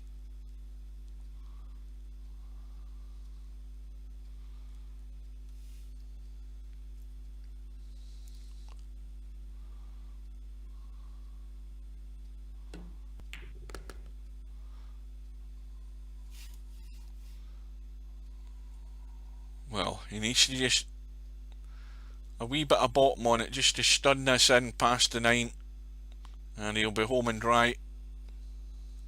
But he's got to just pick that angle. Now it looks as if he's just rolling it in. Well, he's played the stun, and well, he's gone behind it a wee bit. In fact, he only needed a bloody 8 ball, didn't he? I forgot about it again. So Larry is through to the final. He wins the final rack decider against Spectre Dawn, and so the final is between Larry and DJ Redo, who presumably still here. Yes, he is. And the final will be a race to 9, and the tournament has been on for 3 hours and 5 minutes, so we've gone all the way. Larry's in, raring to go, and Larry certainly won't be getting any favours in the handicap in this match, but he'll probably be given DJ Redo. I never looked at his rating, but I'm guessing he'll be given maybe not as much as 7 and out. Maybe the 7 ball or something like that to DJ Redo. Well, wouldn't it be funny if DJ Redo forgets he's in a tournament and doesn't turn up?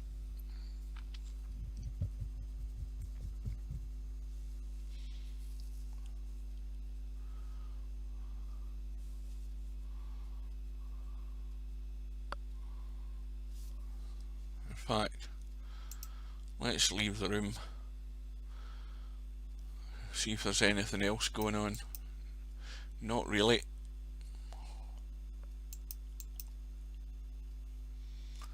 Not a lot.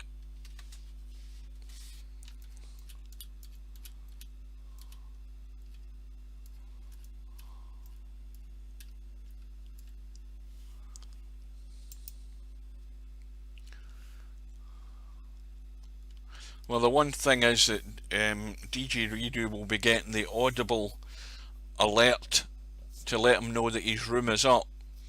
And I was thinking it was a 5-minute timeout. It must be different than that. The amount of time that Mr. Bill had to get into his room earlier on in the tournament. But DJ Redo is still not in the room, unless he's playing it a bit tactical and letting Larry stew.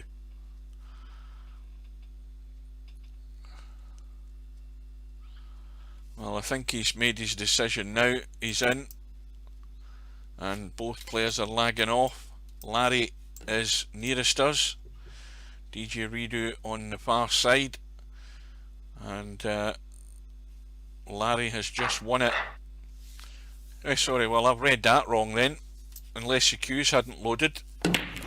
DJ Redo won it. Looked like Larry to me, but queues probably hadn't loaded properly. So it's a race to 9, and wouldn't you know it, I've guessed it right.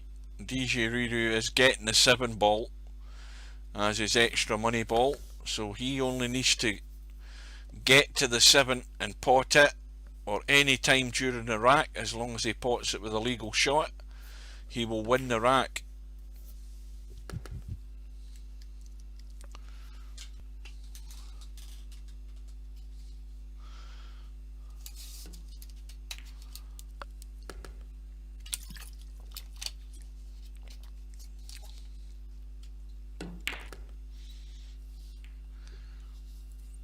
Well, he's just got the nudge on the wrong side of the 4 there. He's still okay though. Plenty of room to get on the 6.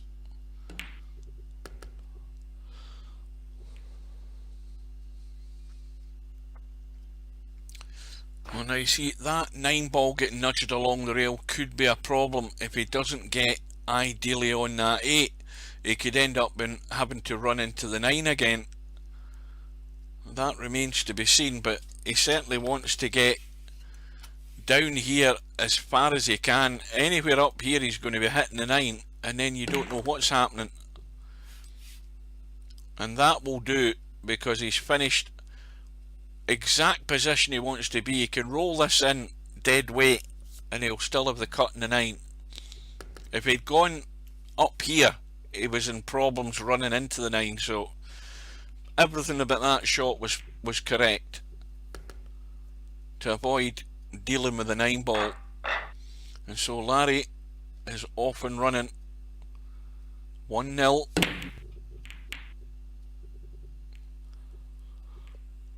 Now, straight away, we've got danger. Alarm bells.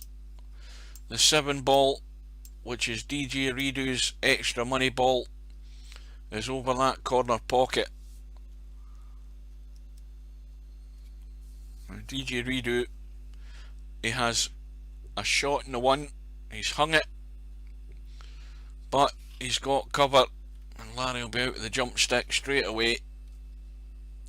Unless he thinks he can massey around this 3 ball and tuck the 1 in, and he's avoided falling it in, and the cue ball's gone out nicely for the 2.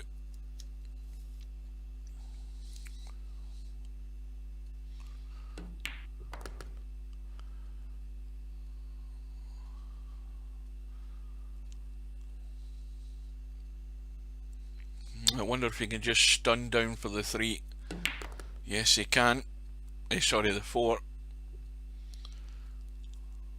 Now, once again, needs that angle on the 5, and he's got plenty of angle. Pot the 5, run over to the right hand side, back out off the rail with the 6 into the same pocket. Well, not even needing to use the rail, plenty of room just to hold it.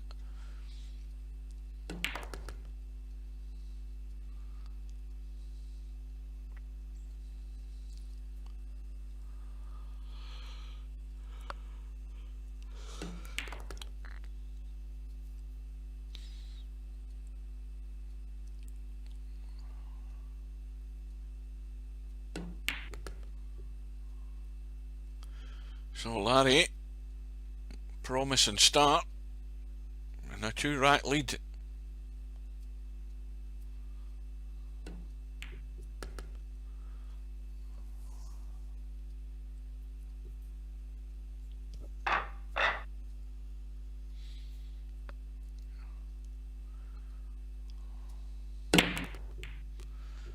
Well, once again something's flown in the break. It was the 2 ball, and Larry's got a nice little shot in the 1, a delicate little cut in the 3, maybe too delicate.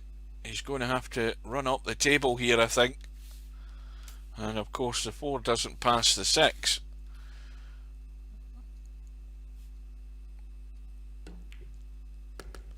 Oh, he's going to scratch, trying to be delicate. And he's given DJ Redo a gift. Well, a gift of an opportunity. It's a question of whether he can actually take it out. So, ball in hand. Needs to get to that 7 ball. And, well, I think DJ Redo wants his bed, because he put no thought into that whatsoever. And he's handed it straight back to Larry. That's got me puzzled, that shot, whatever the hell he was trying there.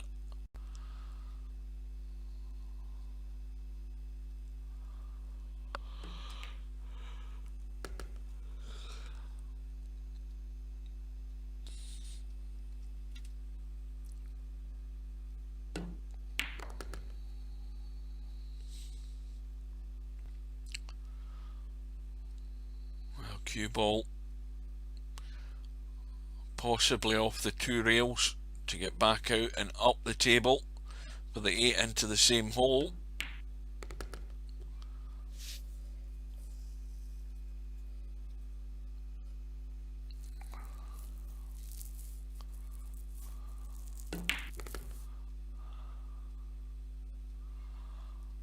So it's 3-0 to Larry. Strange shot there by DJ Redo. Was having a blast and no time whatsoever taking over the shot. And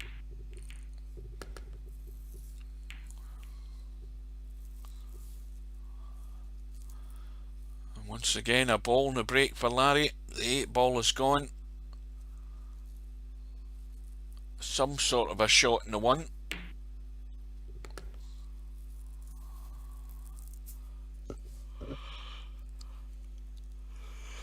Oh, this is difficult. Not an easy 2, but should be on the 3 no problem. 4 along the bottom rail past the 6.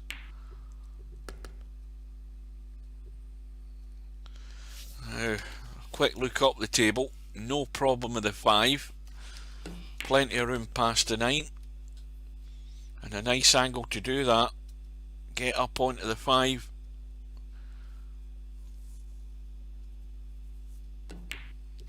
And Larry's overhit it. He's just overhit it.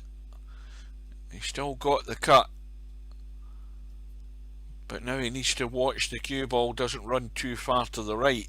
He's going to have to dig down maybe, or come across the table twice. Yep, he's digging down.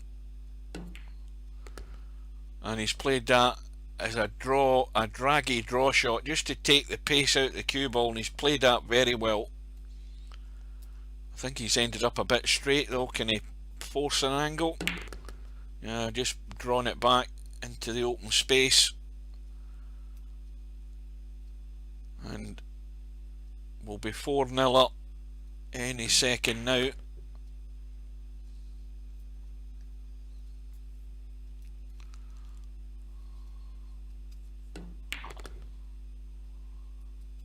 And of course DJ Redo is not going to get many racks, provided Larry isn't making errors.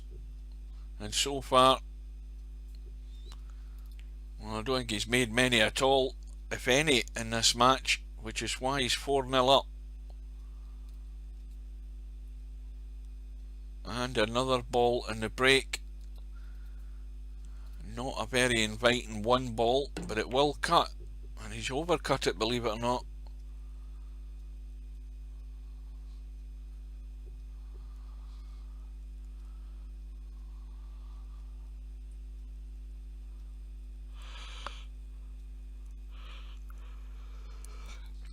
And all of a sudden DJ Redo's cue is actually appearing.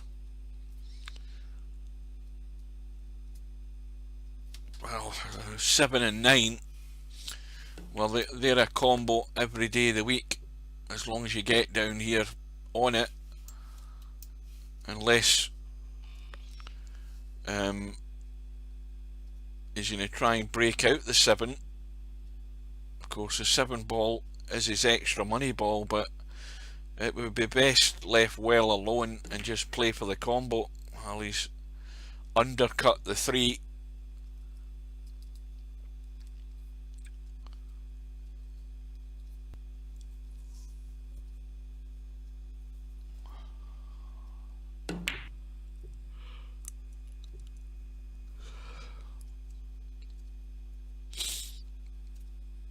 I'm getting really tired. I'm in shutdown mode here.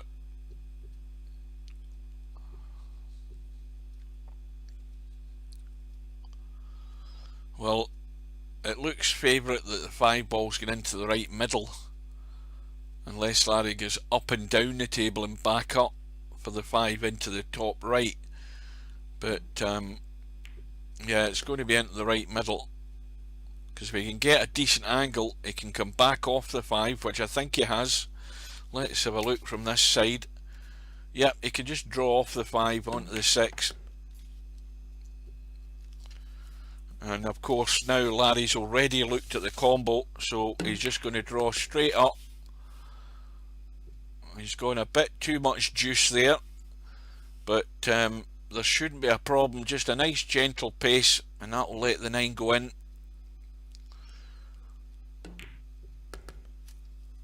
And it's 5-0.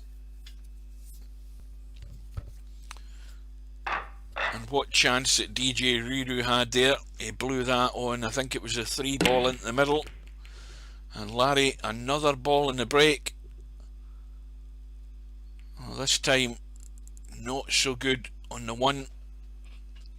He could play a billiard off the 1 onto the 2, though. That looks pretty good to me. No, he's just trying to tuck the cue ball away. And he's made not a bad job of it. Easy enough to kick the 1, and DJ Redo's missed the 1, and he's locked the 1 up with a 9. Now, does that 1 pass the 9 into the middle? Yes, it does. So Larry with a ball in hand opportunity. Unless many errors start creeping in, Larry's going to race away with this match, if he hasn't done already, at 5-0. Well, that's going to finish up too tight to the 3, I think. What's he got here? Well, I think he'd be better off running for cover. There's plenty of cover there. Yeah, well, he's gone the other way, but either way, no point in taking silly risks. Just keep your opponent down. That's the name of the game. And DJ Redo having a blast, and he's scratched again. And this time the 9's over the middle pocket, and Larry won't be messing about, I don't think. Ball in hand with a 3-9 combo. And it's now gone to 6.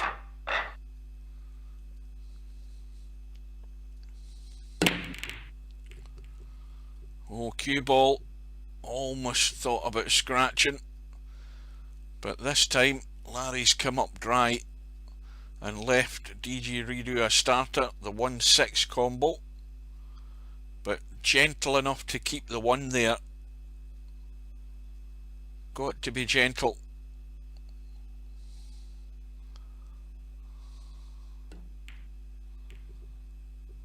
Oh, he's misread it.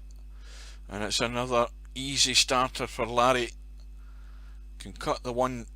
Now Larry will cut it gentle enough. That's the way to play it. To keep the 1 over the hole.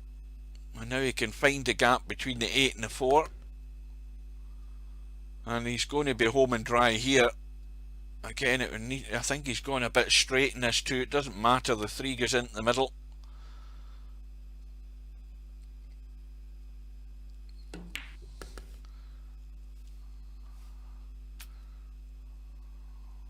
Now you can go forward off the side rail and back across.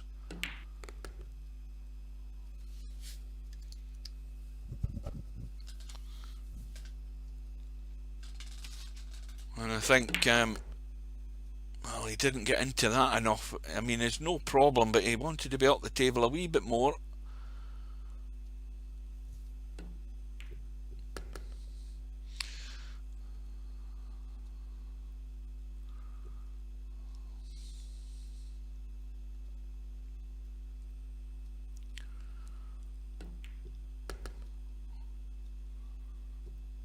And nothing to do with the cue ball, just a gentle drop. Doesn't even need to get near the middle pocket, just enough to keep the cue ball live into the table. Nothing to hinder him. Simple cut in the 9, and it's 7-0.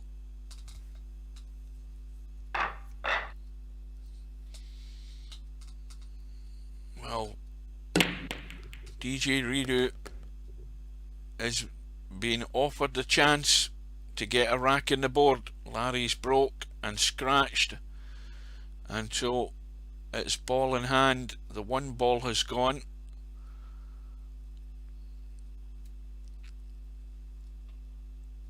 Well, it should be potting the 2 into the bottom left here as we look, and then making sure he leaves himself a shot in the 3 where he can get the 4 ball up here for it into that corner, and then the 5, and then out for the 6, and then down for the 7. I mean, the path's there, and there's the major mistake, not getting top side of the 4, and that's fatal. I mean, he had all the room in the world to get the cue ball in the right position on the 3 to get up the top end for the 4, and he's blown his chance. And Larry is going to try and finish either here or here, and that will do. But he's hung the 4, and another chance for DJ Redo, and these are the toughest shots of the lot. The object ball is buried in the pocket, and you've just got to judge a pace to get out in that corner and somehow get a sight on this 5 ball. But he's not going to get any more chances. And what's he doing here? He's locking up the 8 and 9. Well, that's going to hinder him even more. Now he has an angle here where he can risk trying to split them, which is why he's missed a 5. And Larry can do the same thing. He's probably better going for it now. Well, he's not risking it, but I don't think he's going to have much of an angle off the 6 here, unless he thinks he can get across twice.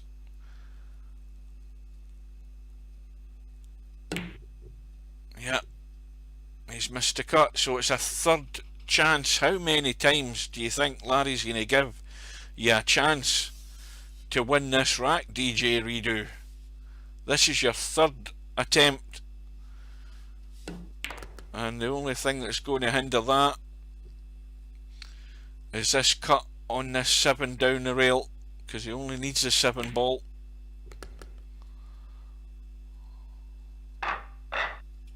And I keep forgetting he only needs a 7 ball. But he's off the mark. He's got rid of the bagel. as they say in the States. But he didn't get any joy in the break, and this table is wide open, and that one ball's not going to get there, Larry.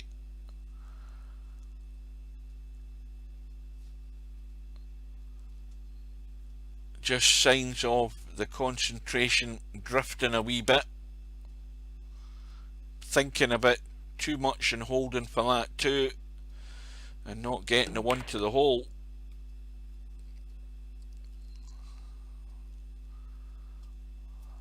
Three ball goes past the 5. Well, that's not the way he planned it, I can tell you that.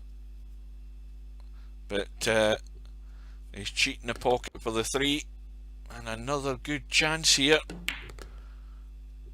for DJ Redo. Now the cue ball needs to go out for that 6 into the middle, but he doesn't see it that way. He's leaving it long, and you see he's letting the cue ball run. He's got no control over it to hold for that 7, but this is the shot he needs. He could have been on it better, and that's why he's missed the 7, and that is unforgivable. Got to play the right shot to get good control in the cue ball, and he's just letting the cue ball run of its own accord, and he's thrown away a chance here to get another one in the board, and he's gifted it to Larry.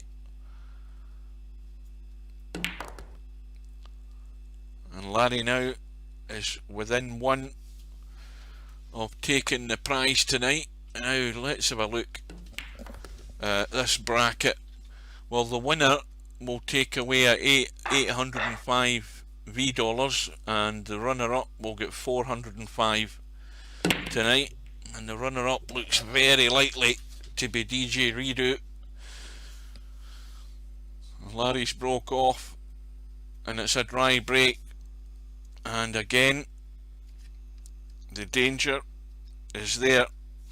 That 9 ball is close to the pocket, although it's on the rail, I think. It's not even on the rail, but that 9 ball will go in.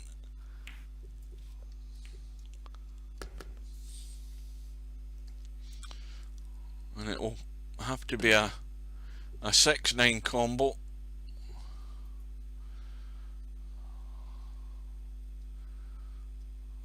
Well, Larry can just lock up to the 4 here if he wants. He can push the cue ball through, but unless he wants to try and get up amongst those balls at the top end, he's decided to play a combo. Taking a bit of a liberty there, taking a risk, of course, with a comfortable lead.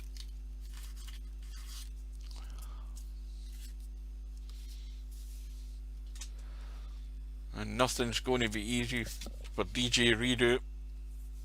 He has got the proverbial mountain to climb, and he's gone for the bank. It isn't there. So in this visit that Larry's got, the crucial shot is really from the 4 to the 5, because the 5 doesn't go obviously past the 6 and 9. So the shot now is to somehow get over to the 5. Now he's going to have to run up and down and try and find a gap on this right hand side. Well, he's not doing it. He's looking to play a billiard, I think, off the 5 onto the 6 and push the 9 in. I don't think he's played the cut, is he? Well, he's played the cut. I would have played the billiard, but it's 6.5 a dozen. None of them were easy. And DJ Redo has a chance to put Larry in trouble. I doubt whether he'll do it though. No, he's just had a blast. Played the combo, the bank, and he's got a cut in the 6. Now, can he get this 6 and get on to the 7? Surely not a combo again. Let's have a look. Well, nothing's set there, but he's played the combo, and in goes the 8, and another one in the board. Sorry, tell a lie, I forgot, he's only got the 7 ball. And he's not hit it, has he? No. And it's game over. Well, Larry has been gifted the match by DJ Redo, and Larry wins this week's Friday night 9-ball by beating DJ Redo 9 racks to 1. So that is a proverbial pummeling by Larry, in no mood to let up, kept the foot on the gas, and he takes home the prize for this week's Friday night 9-ball. Well folks, as I said at the beginning, this looks like it's going to be a long haul for me. I don't know when, and I can't see when I'll be able to do another Friday night 9-ball. So in the meantime, thanks for your company folks. Take care, stay safe, keep your distance, wear your mask, and we'll see you again sometime. And thanks all for watching, and I'll bid you good night.